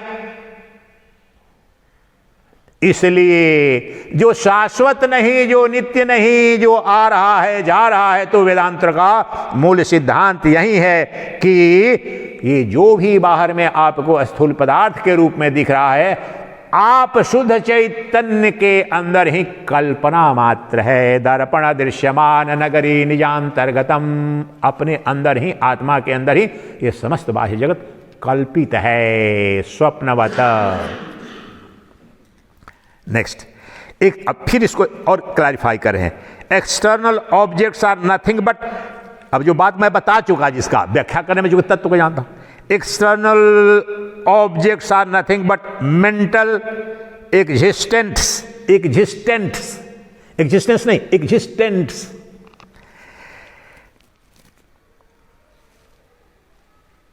produced by avidya. The external gross worlds and objects are nothing but mental existence, वृत्ति, मनोवृत्ति मात्रम, जैसे हाथी और आम की वृत्ति बड़ी वृत्ति मात्र है। प्रोड्यूस्ड बाई अविद्या, अज्ञान के द्वारा ये उत्पन्न हो गया। There are no such independent external entities as objects, object, entire object. मुझसे, यही बोलता हूं ना, जज साहब पिछली बार आए थे तो बोले कि अच्छा स्वामी जी आप ये कहना चाह रहे हैं कि फिल्मी डायलॉग जो राजकुमार बोलता था कि जमाना हमसे है, हम जमाने से नहीं। मैंने बोला कि सही पकड़ा आपने, बिल्कुल, हमारा भी वो फेवरेट हीरो था, केवल उसकी फिल्म देखते थे कि जमाना हमसे है, हम जमाने से नहीं। मेरे होने से सब हैं, मैं किसी के होने से नहीं हूं। मैं स्वयंभू सत्य हूं, शाश्वत सत्य हूं, सनातन सत्य हूं। ये सब के सब मुझसे भिन्न जो दिख रहे हैं, ये सब मुझ पर निर्भर हैं, मैं किसी पर निर्भर नहीं, क्योंकि मैं आत्मनिर्भर हूं, मैं स्वयंभू हूं, मैं शाश्वत सत्य हूं, सब मेरे पराधीन हैं। इसलिए सब मुझसे, मैं किसी से नहीं, मैं अपने आपे से। ब्रह्मांड का सबसे बड़ा शाश्वत सनातन mafia, quote and quote. Mafia means the most powerful, no rule applies. Mafia in the sense, mafia संविधान का पालन नहीं करता है। बोलते हैं ना, रामायण में महाभारत में जाके बोलते हैं, हे प्रभु ऐसा अन्याय क्यों होने दिया, ये मर गया उसको क्यों मार दिया।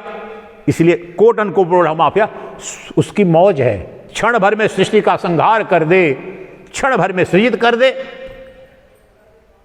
उसकी मौज है। वो जानता है क्यों कर रहा है। इसलिए किसकी मौज, वो कौन है, मेरी मौज है, वो वस्तु मैं हूं, प्रतिदिन कल्पित कर देता हूं। हमने किया था भैया, हाथी कर दी, ये कर दी, वो कर दी, फिर गायब भी हो गई। तो उस उदाहरण में और पत्नी और पति लगे कि नहीं, ये तो कल्पना एक सेकंड में की, लेकिन पत्नी तो मेरी सच है, उतनी ही सच है पत्नी और पति और संतान और राष्ट्र जितना ये सच है। ये टाइम फ्रेम में एक सेकंड में हुआ, 2 मिनट में, वो 100 साल में होगा। But both have the exact same realities. 100 साल बाद कहां रहेगी आपकी पत्नी, 100 साल बाद कहां रहेगा आपकी संतान, 100 साल बाद आपका देश कहां रहेगा, 100 साल बाद ये शरीर कहां रहेगा आपका। कालखंड में तो ये नैनो सेकंड है। तो सिद्धांत जो 1 सेकंड, अगर अग्नि 1 सेकंड में जलाती है तो लाख वर्ष में क्या ठंडक देगी। सोचो, धर्म गुण धर्म तो जानो। इसलिए जो ये वृत्ति जो अभी जो बन रही है, असत वृत्ति बन रही है, काल्पनिक जो वृत्ति जगत में दिख रही है, तो असत है तो सदा ही असत ही है। लेकिन उसको जो देखने वाला, जानने वाला जो प्रकाशक है, साक्षी चैतन्य है, वो प्रभावित नहीं होता, वो तो नित्य रहता है, शाश्वत रहता है। So they are but creations of the mind. इतना स्पष्ट है, ये सब जो जगत आपको जो दिख रहा है मनोविलास है, मन स्पंदन मात्रमा। मेरे अनंत प्रवचन है मन के सिवाय। अद्वैत प्रकरण में भी है, कल परसों बोलूंगा। मनोद्वैतम मनसो उन्मनी भावाद्वैतम नैवोपलभ्यते। मन ने ही सिद्ध किया है सब कुछ। मेंटल मॉडिफिकेशन, विधि वृत्ति मात्र है, कुछ वास्तव में स्वतंत्र मुझसे कुछ भी है नहीं, न था न होगा। और we take our mental creations to be such objects.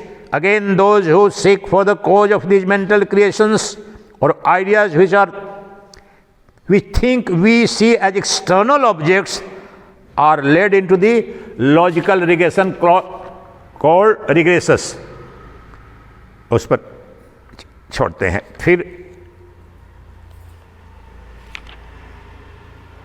इसलिए एक वाक्य में मनः स्पंदनम मात्रम, मन ही कल्पना।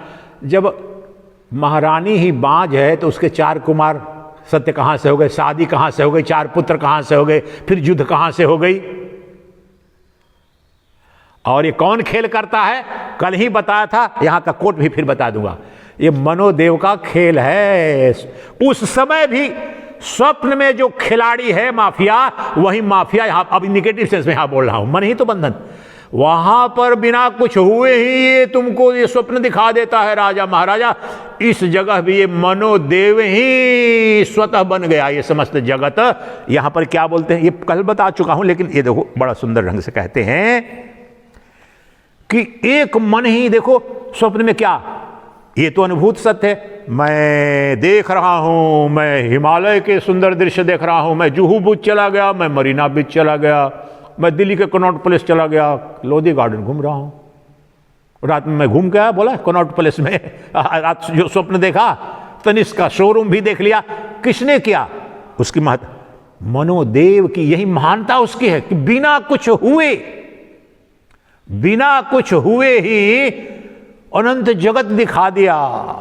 उसी प्रकार से, अब इंग्लिश में सुन लो, इसका बता रहे हैं। The greatness of the mind, मनोदेव, the jiva in sleep characterized by darkness, possesses the light by means of which the subject-object relationship is seen.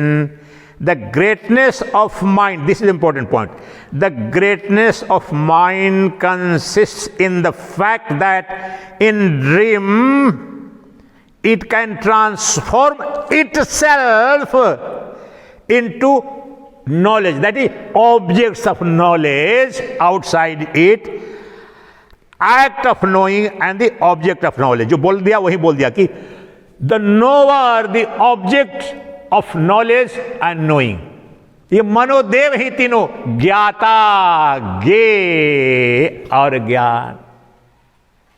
न वहां कुछ इस शुद्ध चैतन्य मन से इतर न कोई जानने वाला। वो जो कनॉट प्लेस में रात में जो देखने वाला जो था, अभी तो मैं तो वहां पर, लेकिन उस समय जो पैंट शर्ट पहने हुए अपने उन दिन में चला गया, तनिष्क शोरूम देखा, जो खोज रहा था कि चार्टर्ड बस कहां से कैसे जाएगी, वो क्रिया जो घटी, सब कुछ दिखाया। ये तो अनुभव हम हो रहा है ना कि मनोदेव था, मनोदेव की कल्पना। लेकिन अब जागृत अवस्था में कहते हैं नहीं नहीं, उससे भिन्न है। लेकिन वेदांत का सबसे मूल सूत्र यही है, जो सत्य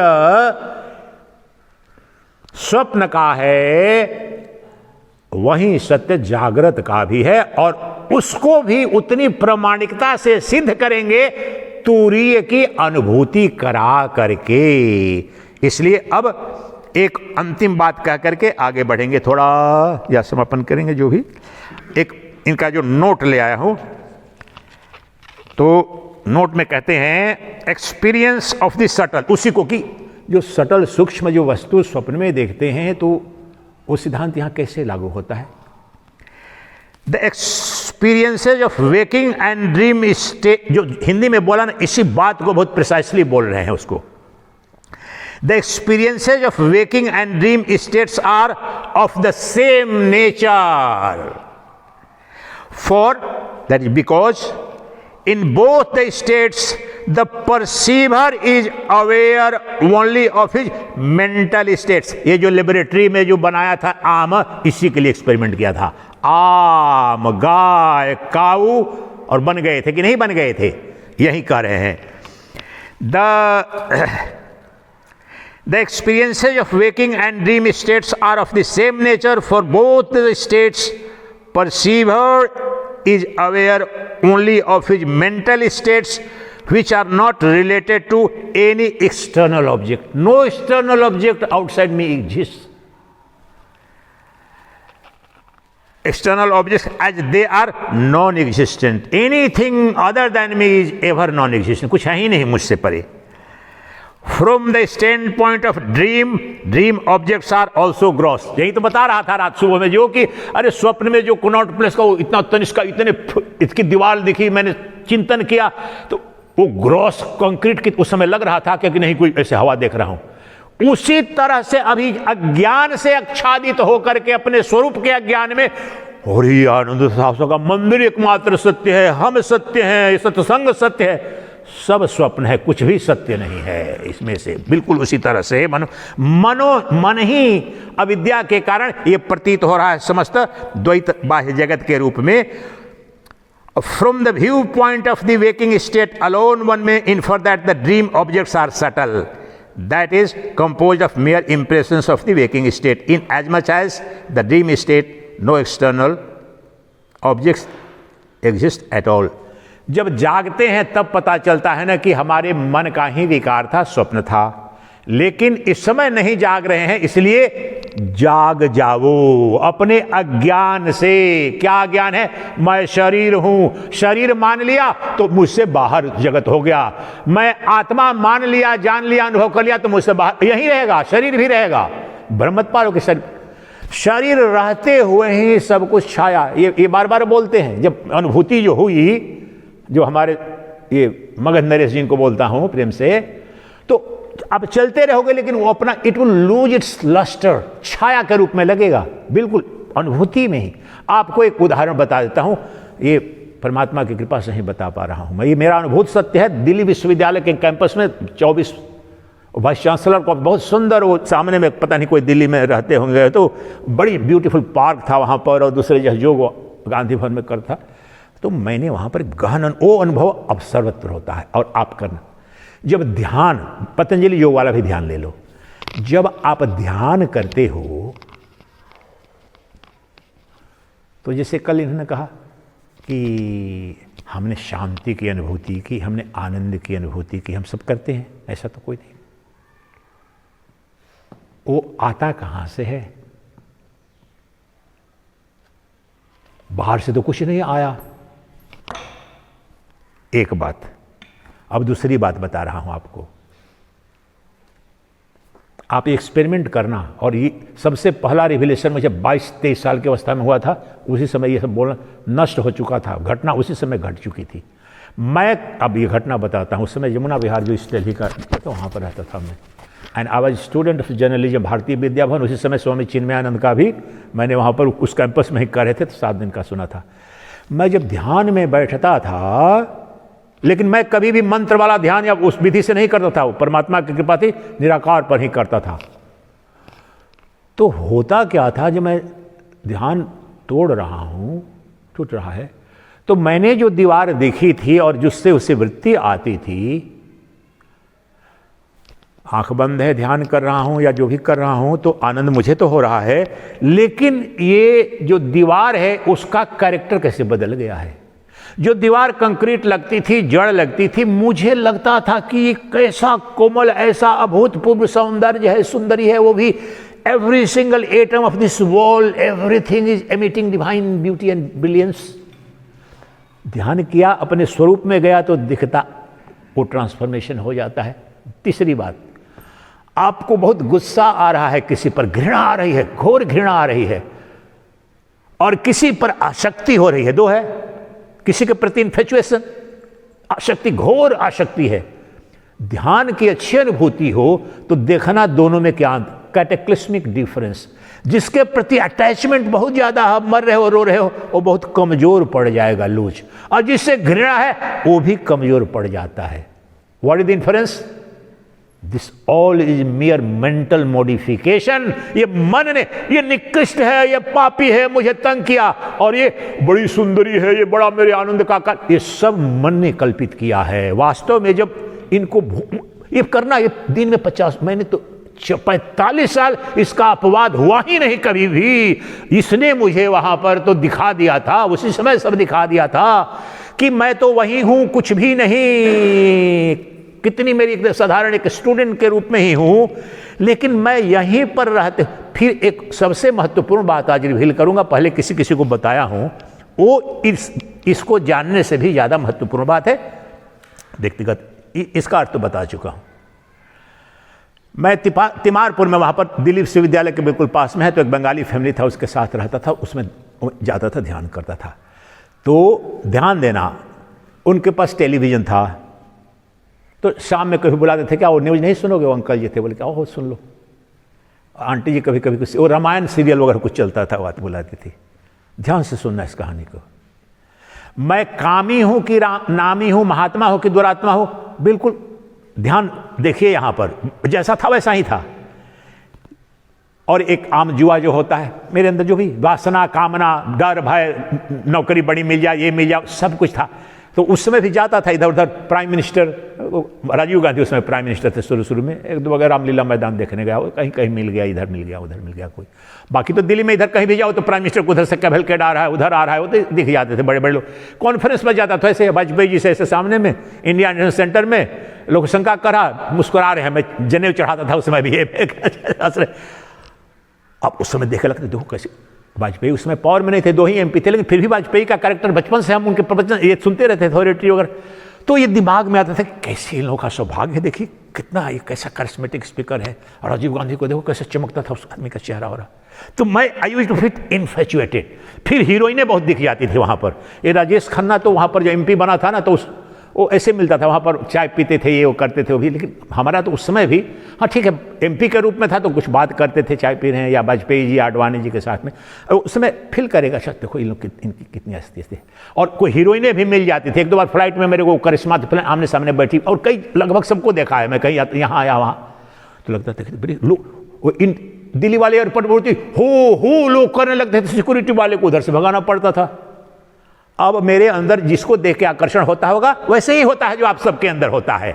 लेकिन ध्यान रखिए, अब मैं वही व्यक्ति था, न नौकरी न कुछ नहीं करके साधारण जो हूं, लेकिन जिस समय मैं जो करता था और ध्यान में चला जाता था, मैं वही व्यक्ति एक नौकरी के लिए तरस, सिविल सर्विस का एग्जाम देने के लिए आते हैं उधर के लड़के, जो इस तरह मैं भी आया था, लेकिन ठगने ही के लिए। मुझे पता था कि मैं करूंगा नहीं, अलग बात है, लेकिन हाँ IAS ऑफिसर बनना है, ये करना वो करना है। एग्जाम मुझे पढ़ता नहीं था मैं, उस समय भी जोक पर ही एक्सपेरिमेंट कर रहा था। तो लगता था भाई जॉब क्या मिलेगा, कैसे मिलेगा, पढ़ते पढ़ते हो नहीं। और देख के ये लोग प्रभावित हो जाता था। लेकिन मैं वही व्यक्ति हूं जैसे कहता ऐसा। और जब ध्यान में जाता था और ध्यान टूटता था, तो भाड़ में जाए अडवाणी, भाड़ में जाए वाजपेयी, भाड़ में जाए राजीव गांधी और राजेश खन्ना और हीरोइन, ये मैं शब्द आज दे रहा हूं ना, उस समय लगता था ये सब कचरा है, राख है। मैं जैसे का तैसा हूं, उसी दिन की अनुभूति है। और एक दिन नहीं, प्रतिदिन। कि जब वो अवस्था से बाहर जब आ जाएगा तो फिर नहीं, वो तो ऐसा सोचता था कि ऐसा कुछ होता, वो जानता नहीं था मैं कि ये हमारे स्वरूप का ये ऐश्वर्य है। तो मैं सोचता कि अच्छा ध्यानवान होने से ऐसा होता है, ये भाव रहता है।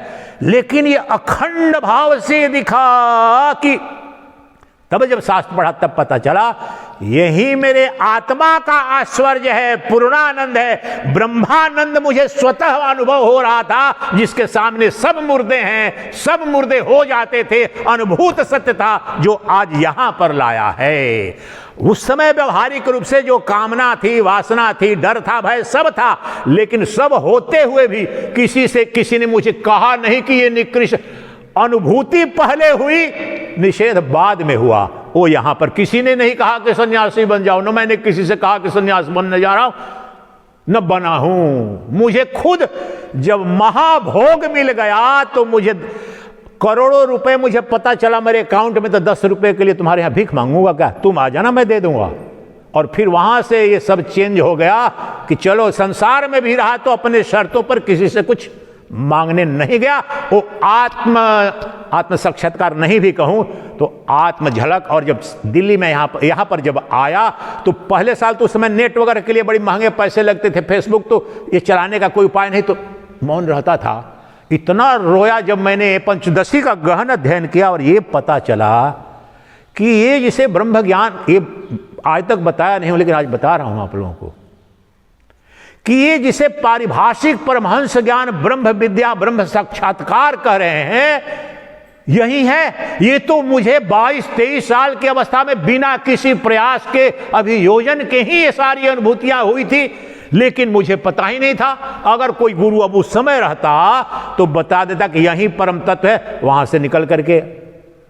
अब प्रारब्ध अलग बात है कि मैं एम्स के डायरेक्टर हुआ करते थे, मिल जाते थे कॉन्फ्रेंस में, सबसे पूछा उसमें समस्या मुझे क्या हो, मैं घंटों चली जाऊं समाधि में, लेकिन नींद नहीं आए। अब मेरे मेंटल उससे क्लैरिफिकेशन नहीं था, तो मैं सोचूं कि बड़ा प्रॉब्लम हो गया।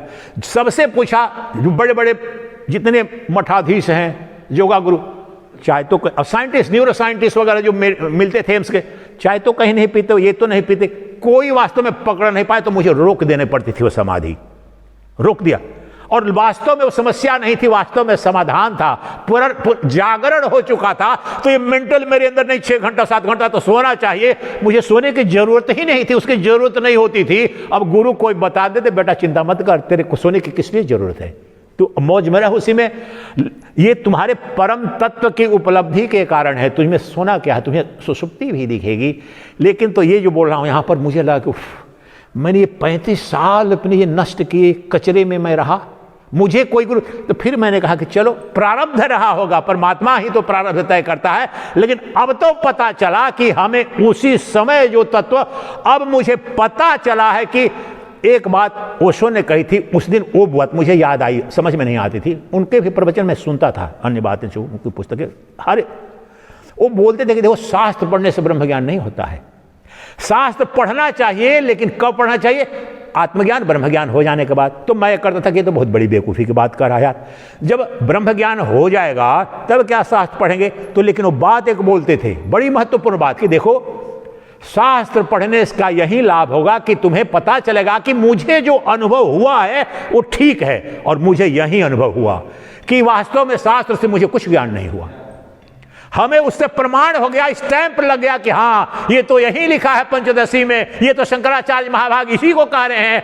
हमको उसी समय हो गया था, तो ये स्टैंप लग गया अनुभूति। लेकिन वो कर रहा था, जो साधना कर रहा था, जो मेरी योग थी, मेरी वृत्ति थी, जो अध्ययन उस समय भी करता था वेदांत वगैरह का स्टूडेंट लाइफ से, वो उपलब्ध हो गया था, स्वरूप की उपलब्धता। लेकिन ये जरूर कहूंगा कि उस समय कोई सम्यक गुरु रहता, बता देता, तो छोड़ के यहां से निकल गया रहता, सोचता कितनी उपलब्धि। लेकिन चलो प्रारब्ध है, तो कह क्या रहा हूं, प्रश्न ये महत्वपूर्ण आपके लिए अब ये है, मैं वही व्यक्ति हूं, मेरी चित्त की वृत्तियां, मैं पतंजल की विधि से नहीं करता था, कोई ना कोई वेदांत की विधि से ही जाकर के जब हीरो करता था, तो वही जो कामना है, वासना है, भय है कि मुझे नौकरी नहीं, फलाना नहीं, ये तो प्रधान वाजपेयी जी हैं, ये तो हीरो है, हीरोइन है, सब कैसे मर जाते थे। मैं उनको कचरे के जो अगले पल तरस रहा था कि देखो इनकी किसी रुत में 10 गाड़ियां आगे 10 पीछे।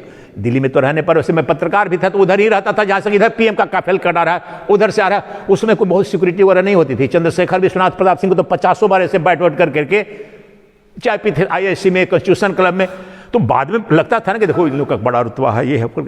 लेकिन कह क्या रहा हूं, मन ने ये मान रखा ये इतने महान है, मैं निकृष्ट हूं। जब मनोवृत्ति से हट करके अपने स्वरूप का दर्शन हो गया, मैंने तो कभी जिंदगी में किसी से सुना नहीं कि नहीं ये तो बेकार है, प्रधानमंत्री बेकार है, हीरो बेकार है। और प्रतिदिन ये भी बता रहा हूं कि वो शाश्वत 24 घंटे नहीं रहती थी, संसार में आ जाता था धीरे धीरे धीरे धीरे कमजोर। लेकिन फिर भी वो एक बार जो अनुभव हुआ तो उतनी कमजोरी कभी नहीं आई। कहने का मतलब एक धरातल बन गया तो कितना संसार में गिरूंगा भी, कितनी भी वासना आएगी, कितनी इन्फीरियरिटी कॉम्प्लेक्स, एक थ्रेशोल्ड बन गया।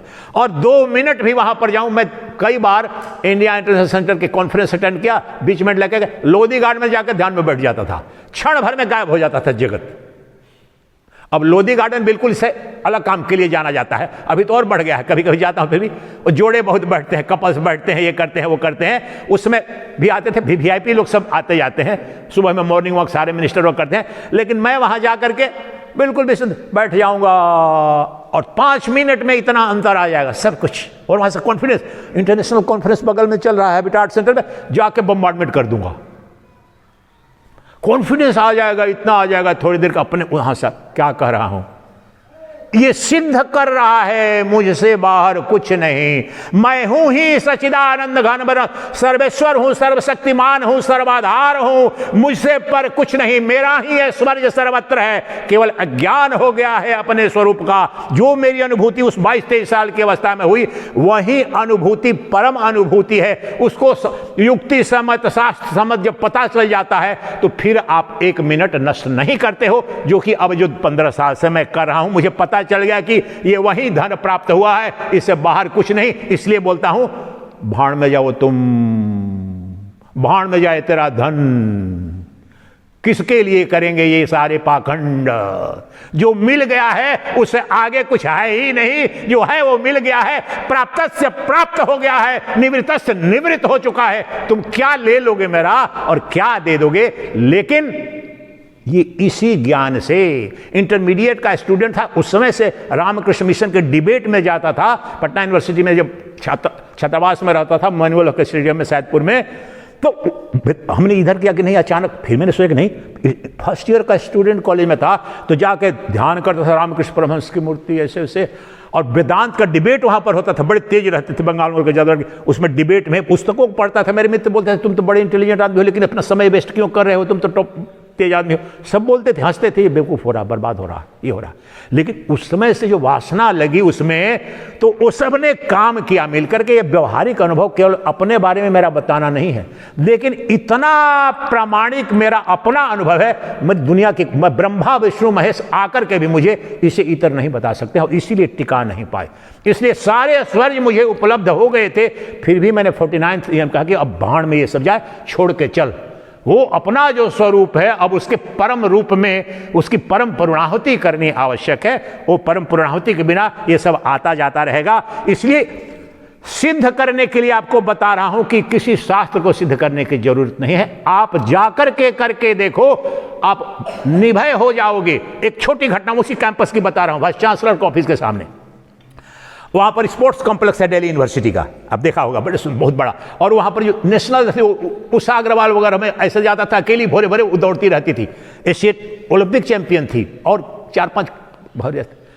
तो मैं गया तो देखा लड़कियां बड़ी कभी कभी वहां पर आती थी, कोई वहां पर ठहरती थी, दिल्ली यूनिवर्सिटी इंटर कॉलेज कुछ तो हरियाणा वगैरह की लड़कियां आई हुई थी। तो मुझे ऐसा लगा कि कुछ छोटे बदमाश उसमें लड़के वहां के लोकल वगैरह होते थे। तो मैं वहां कर रहा था उस कैंपस में लगा करके, तो मुझे लगा कि किस लड़की को छेड़ रहे हैं सब, ये 2-4 लड़की क्या, ठीक है ना। अब ये देखो, मेरी वो घटना भूलती नहीं है। अच्छा, नॉर्मल स्थिति की बात नहीं कर रहा हूं, सड़क पर आते जाते कहीं ऐसे कोई घटना हुई होगी, लेकिन मैं वहां पर चादर बिछा करके वो कैंपस में खुल ध्यान कर रहा था। तो मैं ऐसा बहुत कम स्थिति का कि कहीं कोई क्रिमिनल से ऐसा सामना है तो कि उसका सामना करेंगे, क्या करेंगे नहीं करेंगे, लेकिन उसमें बहुत उच्च अवस्था में मेरा योग चल रहा था, उच्च अवस्था में चलता था। तो अचानक जो है सो ऐसे लगा, और अचानक मेरे को लगता है कि किसी जो लड़की को है उसको मोलेस्ट कर रहे हैं क्या, ये जाट वगैरह आसपास में ऐसे हैं वहाँ लड़के पड़े। तो अचानक अंदर से इतना अदम्य उत्साह मेरे के अंदर आया, मैंने खोला, और पहले भाव ऐसा है कि अगर कर रहा होगा तो अभी जाकर इनके सबके दांत तोड़ दूंगा। लेकिन मेरे आम अवसर में मेरे अंदर ऐसा कोई साहस, मैं कभी किसी से लड़ाई वड़ाई नहीं किया हूं, आपको बता रहा हूं, आप समझ रहे हैं ना ये बात, समझिए। मैं कोई असाधारण बहादुर व्यक्ति हूं, लड़ाई ये नहीं हूं, लेकिन उस वक्त अपनी ध्यान की अवस्था में वहां पर, और अचानक मेरे को 50 भी होंगे अगर लड़की को छेड़ रहे होंगे तो इनकी सबकी गर्दन तोड़ दूंगा। और मैं खोला तो मैं देखा कि नहीं, हंस रहे थे, वो दोस्त ही थे ये करके, आप समझ गए ना। वो भ्रांति मेरी निवृत्त हो गई। लेकिन वो देखिए, प्रतिदिन 15,000 वृत्तियां बनती हैं, वो घटना मुझे याद क्यों है? उसी दिन ये हुआ कि देखो ये साहस मेरे अंदर कैसे आ गया था। सड़क पर नॉर्मल स्थिति में बहुत सारी कोई चीजें देखते हैं, मेरे को ऐसा कुछ नहीं लगता है कि बहुत जगह झड़े दिल्ली में होते रहते हैं कई जगह, लेकिन ऐसा नहीं अननेसेसरी पड़ते हैं। लेकिन वहां पर एकदम आया, जरा भी शरीर का मुझे बोध नहीं हुआ कि 50 भी होंगे इनकी गर्दन तोड़ दूंगा अगर लड़की को छेड़ रहे होंगे तो। फिर मैंने अन्वेषण किया कहां से आया, वह जो अजर अमर अविनाशी जो आत्मा है उसके सानिध्य में आकर के यह साहस आ जाता है।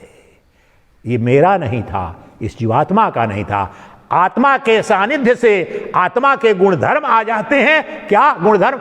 अभयम निर्भयम। इसलिए दिस इज प्रैक्टिकल वेदांता।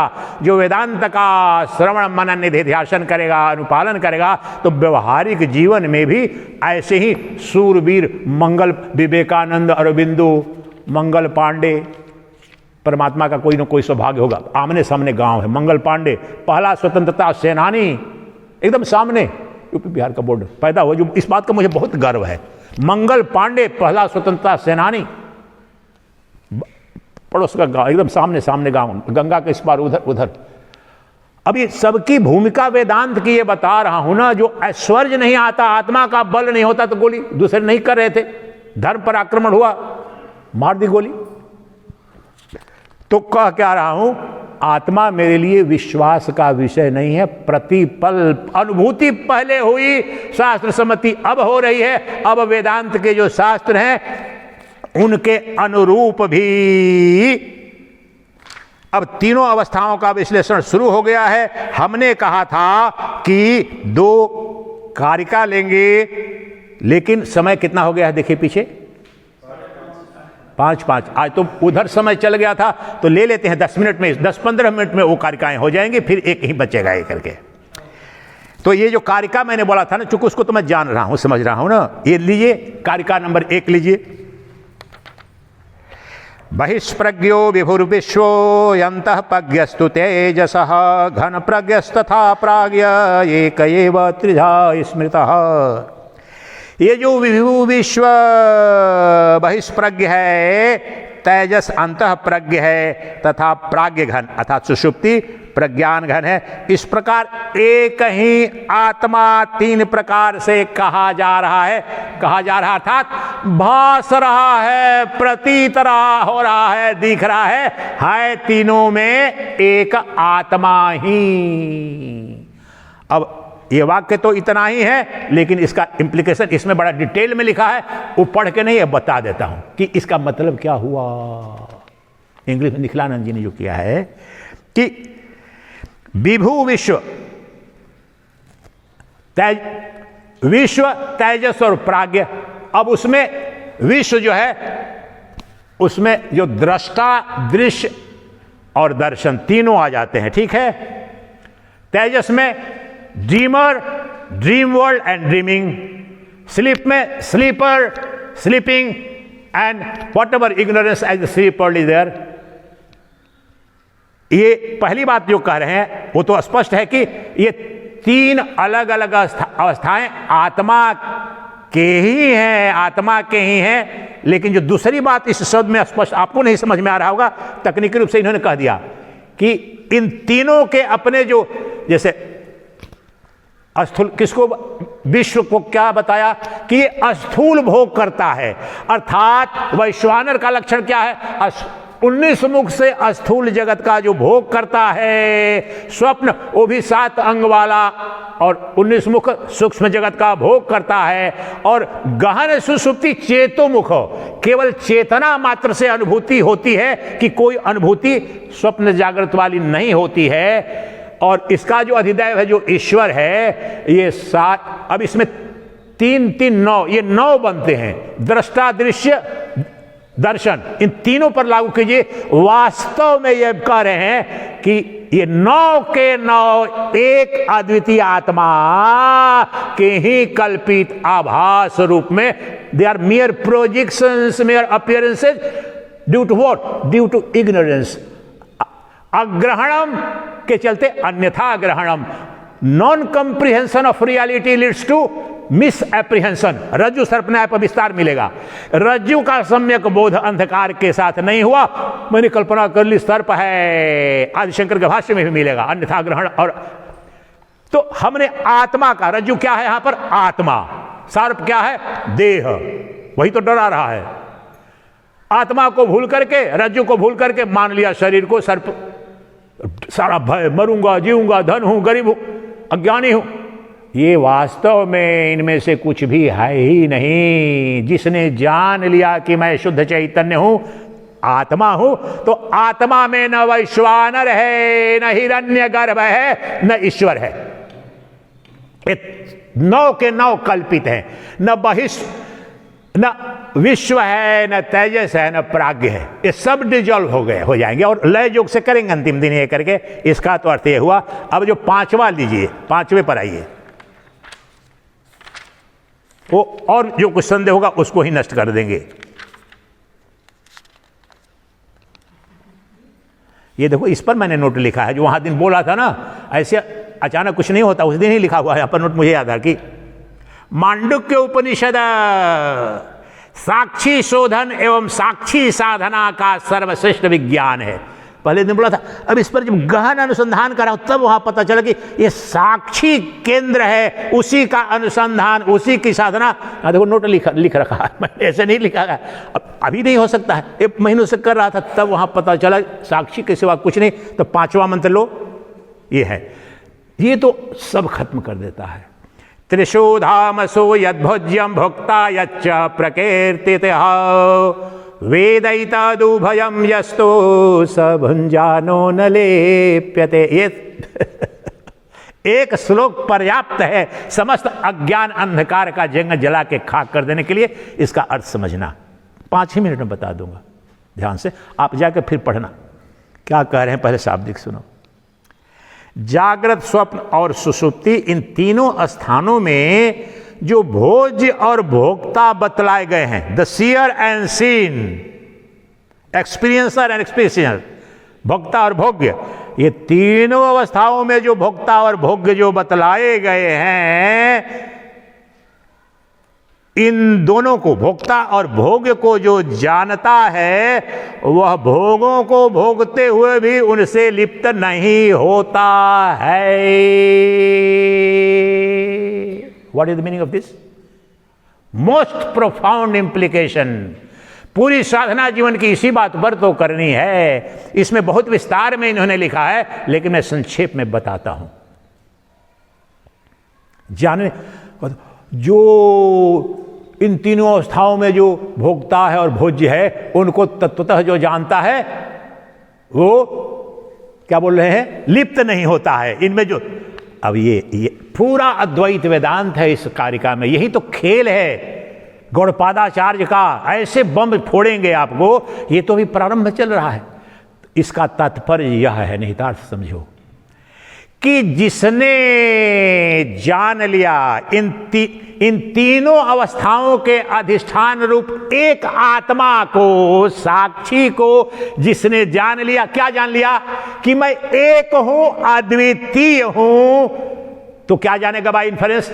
जो मुझसे परे हाथी, घोड़ा, काऊ का एक्सपीरियंस किया यहां पर आम का, तो स्वप्न में जो कोनॉट प्लेस, लोधी गार्डन, हिमालय, मरीना बीच, उसको गोवा जाकर के प्रसन्न हो रहा हूं। और कहीं मैं जाता था कहा काला हांडी, गरीबी पर रिसर्च करने, खाने को भी नहीं मिलता था, बड़ा दुख होता था। क्या हो रहा है? दुख हो रहा है। वहां पर एक जगह एक बड़ा आनंद आ रहा है, वहां पर भी गया, भुखमरी पर भी करके वहां वो अपना है ना मंदिर, जो 4 मठ, शंकर मठ, जगन्नाथपुरी, वहां पर जाता था। और सी बीच वहां पर है आनंद लेने के लिए।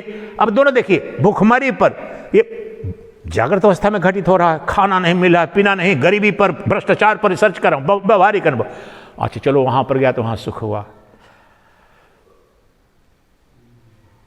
वो विपरीत जो अनुभव हुए, तो यहां पर क्या बता रहे हैं? वो किसको हुए? मुझे नहीं हुए, मन को अनुभव हुए, जीव को अनुभव हुए। ये दोनों असत थे। स्वप्न में मुझे आतंकवादी, आपको बताया यहां घटना की बाघ, इसमें लिटरली लिखा है निष्किलानंद जी ने, when you come to know the ultimate reality, the tiger in the dream never frightens you. That is the meaning. और मुझे सचमुच, ये तो बाद में पढ़ा हूं, लेकिन सचमुच में टाइगर का यहां पर स्वप्न देखा था मैंने 10 साल पहले, तो मैंने, इट वाज सो प्रोफेटिक कि all the tigers of the world put together in front of you can't touch you because they belong to the dream world. Even so, all the terrorists of the world, all volcanic eruption of the world, all atom bombs of the world can't touch the Sakshi, the Atmana, for there is nothing other than me, the Sakshi. ये सब के सब जिस प्रकार से स्वप्न का बाघ, हाथी, क्रोकोडाइल या आतंकवादी आपको कोई क्षति नहीं पहुंचा सकता है, तो जिसने जान लिया कि मेरे अतिरिक्त कोई दृश्य जगत नहीं, ये जानने का अर्थ है, जिसने जान लिया कि स्थूल भुक जो 19 मुखों से इस स्थूल जगत का अनुभव कर रहा, लग रहा है सत्य है। स्वप्न में वही 19 मुखों से 7 अंगों वाले जगत का अनुभव कर रहा है। वो सारे के सारे कल्पित थे, मेंटल एक्सरसाइज था, जैसे हमने यहां किया था। गाय भी कल्पित थी, मनोवृत्ति थी, बुद्धिवृत्ति। गंगा भी मनोवृत्ति थी, वहां पर आम भी मनोवृत्ति थे। न आम खाने को मिला, न गंगा ने दर्शन दिया, न डुबाया, न हाथी ने डराया, कुछ नहीं घटा, फिर भी वृत्ति बनी थी। उसी प्रकार से समस्त जीवन में जितनी भी मुझसे बाहर की अनुभूति, द्वैत की अनुभूति हो रही है, सब मेरा मनस्पंदन है। मैंने जान लिया, क्यों नहीं लिप्त होता? तुमने मुझे गाली दी तो मैं डरा नहीं, वो भी लिप्त होना ही कहा जाएगा कि मुझे गाली मत देना। और तुमने मेरा जयगान किया, उससे भी प्रभावित नहीं, क्योंकि कूटस्थ है चैतन्य। तो निखिलानंद जी वहां लिखते हैं, all the pain and pleasure, ये साधना आपको करनी पड़ेगी जीवन। Pain and pleasure, death and birth, praise and criticism belong to the realm of ignorance. The mind, the Sakshi is never touched. इसलिए अब जो 9-11 विधि से जो साक्षी और मन की ये करने पड़ेगी।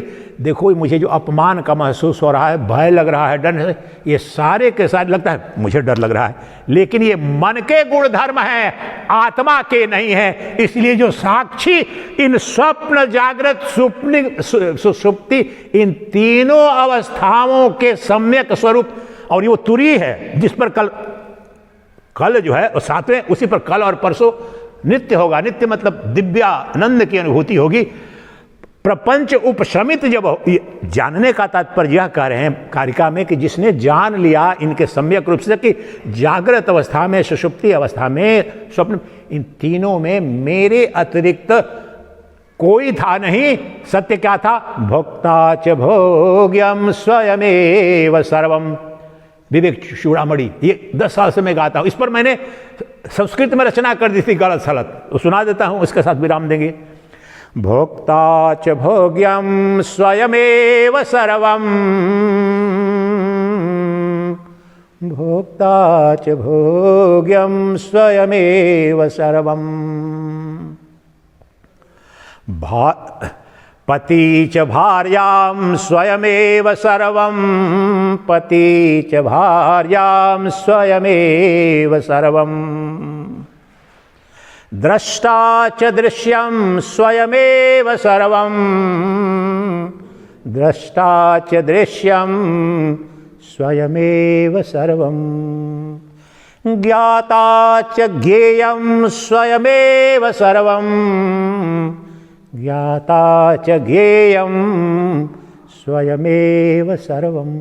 समस्त मांडुक्य उपनिषद की श्लोकों की, शंकर भाष्य की, गौड़पादाचार्य की, कारिका के और आनंद गिरी की टीका की अनुभूति का ये है निष्फल परिणति। मैं ही ज्ञाता, मैं ही ज्ञेय, मैं ही भोक्ता, मैं ही भोग्य, मैं ही अनुभोक्ता, मैं ही अनुभोक्ता च भोग्य। ये सारा का सारा मुझसे जो भिन्न जो दिख रहा है तत्वतः मैं ही हूं। अब बताओ किससे डरूं, किससे राग, किससे द्वेष, किससे पीछा छुड़ाना, किसके पीछे पड़ना है? मैंने तो जान लिया ये तीन ही अवस्थाएं हैं, और तीनों अवस्थाओं में मैं, मेरा जो स्वयं प्रकाश स्वरूप है, फिर रिपीट कर रहा हूं, मेरे साक्षी चेतन का क्या जो, और दूसरे कहीं लागू नहीं। स्वयं प्रकाश स्वरूप और अपरोक्ष वस्तु के रूप में जो तत्व है, उसमें द्वैत न था, न है, न होगा। उसमें भय न था, न होगा। उसमें दुख न था, न है, न होगा, क्योंकि वह एक अद्वितीय सद्वस्तु है। अंतिम उद्घोष, अद्वैत सत्यम द्वैतम मिथ्या, द्वैतम मिथ्या अद्वैत सत्यम, ब्रह्म सत्यम जगन मिथ्या, परोक्ष सत्यम अपरोक्ष। इस पर संस्कृत की रचना भी कर सकता हूँ। उसमें एक माता है कलकत्ता वाली, बोले कि इसको करे, संस्कृत के विद्वान है, लेकिन देखो सुंदर कितना, यही अपरोक्ष सत्यम। और ये सारी अलग अलग विधियों के संस्कृत में भी एक को पकड़ लो, अपरोक्ष सत्यम परोक्ष मिथ्या, अपरोक्ष सत्यम परोक्ष मिथ्या, प्रत्यक्ष सत्यम पराक मिथ्या, प्रत्यक्ष सत्यम पराक मिथ्या, अपरिच्छिन्न सत्यम परिच्छिन्न मिथ्या, अपरिच्छिन्न सत्यम परिच्छिन्न मिथ्या, द्रष्टाच दृश्यम द्रष्टा च सत्यम दृश्यम अमित्रा। यहां द्रष्टा सब निरपेक्ष दृष्टा, द्रष्टा दृश्य विवेक के अर्थ में, द्रष्टा च सत्यम दृश्यम च मिथ्या, द्रष्टा च सत्यम दृश्यम मिथ्या, देही च सत्यम सर्वदेह मिथ्या, शरीरी सत्यम शरीर मिथ्या, ब्रह्म सत्यम जगन मिथ्या, ब्रह्म सत्यम जगन मिथ्या, स्वयमेव सत्यम, अंतिम परिणति, स्वयमेव सत्यम अन्येव मिथ्या, स्वयमेव सत्यम, स्वयमेव सत्यम सदाशिव। मैं केवल शुद्ध शाश्वत सनातन प्रपंच रहित चिदानंद स्वरूप शिव हूँ, शिव हूँ, शिव हूँ, चिदानंद रूपः शिवोहम, शिवोहम, मैं हूँ चिदानंद रूपः शिवोहम, शिवोहम, चिदानंद रूपः शिवोहम, शिवोहम, चिदानंद रूपः शिवोहम, शिवोहम, चिदानंद रूपः शिवोहम, शिवोहम, चिदानंद रूपः शिवोहम, शिवोहम, असंगोहम, असंगोहम, असंगोहम पुनः पुनः, सच्चिदानंद रूपोहम अहमेवा माव्ययः। मैं असंग हूं, कैसे स्पर्श होगा, कौन मुझे लिपायमान करेगा, असंग हूं, असंग हूं, असंग हूं, मुझे मुझसे इतर शुद्ध चैतन्य हूं, मुझे कोई स्पर्श ही नहीं कर सकता, ब्रह्मांड की कोई वस्तु, मैं निर्लेप हूं, नित्य हूं, असंग हूं। बार बार मैंने जान लिया, क्योंकि मैं सच्चिदानंद रूपो हम अहमेवाहमव्ययः, मैं अव्यय हूं, अविनाशी हूं, अद्वितीय हूं, क्योंकि मैं सच्चिदानंद घन ब्रह्म हूं, सच्चिदानंद ब्रह्म हूं, सच्चिदानंदोहम, सच्चिदानंदोहम, सच्चिदानंदोहम, मैं ही सच्चिदानंद घन ब्रह्म हूं, मैं ही सच्चिदानंद घन ब्रह्म हूं, सच्चिदानंद घन ब्रह्म ही मैं हूं। प्रत्याहार विधि, सच्चिदानंद घन ब्रह्म मैं ही हूं। अहम ब्रह्मा परम धामम, ब्रह्महम परमम पदम, मैं ही वह पर ब्रह्म स्वरूप परम धाम हूं, और वह परम पद स्वरूप ब्रह्म मैं ही हूं। प्रत्याहार विधि, डबल लॉकिंग, वह पर ब्रह्म परम धाम मैं ही हूं, और पर ब्रह्म परम धाम मैं ही हूं, और मैं ही पर ब्रह्म परम धाम हूं। अहम ब्रह्मा परम धामम, ब्रह्महम परमम पदम, मैं सदा था, सदा हूं, सदा रहूंगा। मेरा तुरीय स्वरूप जो शुद्ध चैतन्य स्वरूप है, वही अनंत एक अद्वितीय सद वस्तु है, बाकी सब कुछ उसमें कल्पित है स्वप्नवत। मैंने जान लिया सब काल मुझ में, सब देश मुझ में, सब वस्तुएं मुझ में कल्पित हैं, लेकिन मैं सद वस्तु हूं। अनादिकाल से अनंत युग कल्प सब आए गए, सब मुझ में आए जाए, हम न कहीं आते हैं न जाते हैं, एक नित्य वस्तु है, नित्य तत्व हैं, क्योंकि मैं सच्चिदानंद हूँ, सच्चिदानंद हूँ। मैं ही वह शाश्वत सनातन सत्य शुद्ध चैतन्य स्वरूप अखंड अद्वितीय आनंद स्वरूप हूं। ब्रह्मांड में मेरे अतिरिक्त मुझसे भिन्न एक प्रेम की आनंद की कोई कणिका नहीं है। ब्रह्मांड में जहां प्रेम किसी विषय में, आनंद में, भोग में होता है, मेरा उधार है, मेरी रश्मियां हैं, मेरे प्रतिबिंब मात्र हैं। ब्रह्मांड में सब मुझसे उधार लेकर के आनंद की, प्रेम की, सौंदर्य की, क्योंकि मैं आनंद मूर्ति हूं, सौंदर्य मूर्ति हूं, दिव्य मूर्ति हूं, क्योंकि मैं चैतन्य मूर्ति हूं, चैतन्य मूर्ति हूं। प्रज्ञानम ब्रह्मा, वह चैतन्य ही ब्रह्म है और मैं चैतन्य हूं, साक्षी चैतन्य हूं, साक्षी चैतन्य हो हम, साक्षी चैतन्य हो हम। मैं कृतकृत्य हुआ, मैं धन्य हुआ। अब मेरा जीवन यही रास है, आत्म क्रीड़ा, आत्म मैथुन, आत्मरति। अब इसे छोड़ करके कहाँ जाऊं, जहां अब न पाने को कुछ बचा न खोने को बचा। कृतकृत्य हुआ, धन्य हुआ। हे गुरुदेव, हे गुरु परंपरा, युग युग के मेरे किस, मुझे पता नहीं किस सत्कर्म के फल स्वरूप मुझे यह ऐश्वर्य स्वराट सम्राट बना दिया आपने, जो अनंत सम्राटों का, the emperor of emperors I myself am. इस जगत वाले कितने सम्राट आते हैं चले जाते हैं, लेकिन मैं शाश्वत सनातन सम्राटों का सम्राट हूं, क्योंकि मैं सच्चिदानंद हूं, मैं शिव हूं, मैं ही भगवान श्री राम का तात्विक स्वरूप हूं, मैं ही कृष्ण हूं, मैं ही सर्वस्व हूं, क्योंकि मैं ही चैतन्यानंद स्वरूप परम तत्व हूं।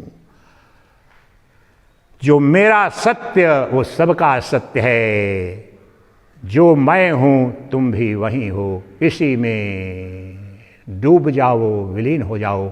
वह शरीर भाव का जो बुंद भाव है, जो बुंद है, उस चैतन्य के सिंधु में डुबा दो और अनंत शाश्वत चैतन्य सिंधु ही ब्रह्म है, वही सच्चिदानंद है। जब तक वह प्राप्त नहीं हो जाता बोध के द्वारा, तब तक भिखारी ही रहोगे। राष्ट्रपति बनोगे, दुनिया के धनवान बनोगे, लेकिन मन को देखना भिखारी, भीख मांगेगा, भीख मांगेगा। लेकिन इसको जान लिया तुमने, जो उदाहरण मैंने बताया कि मुझे 40 साल पहले हुआ, उसके बाद दुनिया की कोई ताकत तुम्हें भिखारी नहीं बना पाएगी। वह सम्राटों का सम्राट आज मुझे दिख गया और मिल भी गया। अब उसके साथ अटखेलियां खेलेंगे कल से। अनुभव करें, अनुसंधान करें, निधिध्यासन करें। मंगलाचरण करता हूं।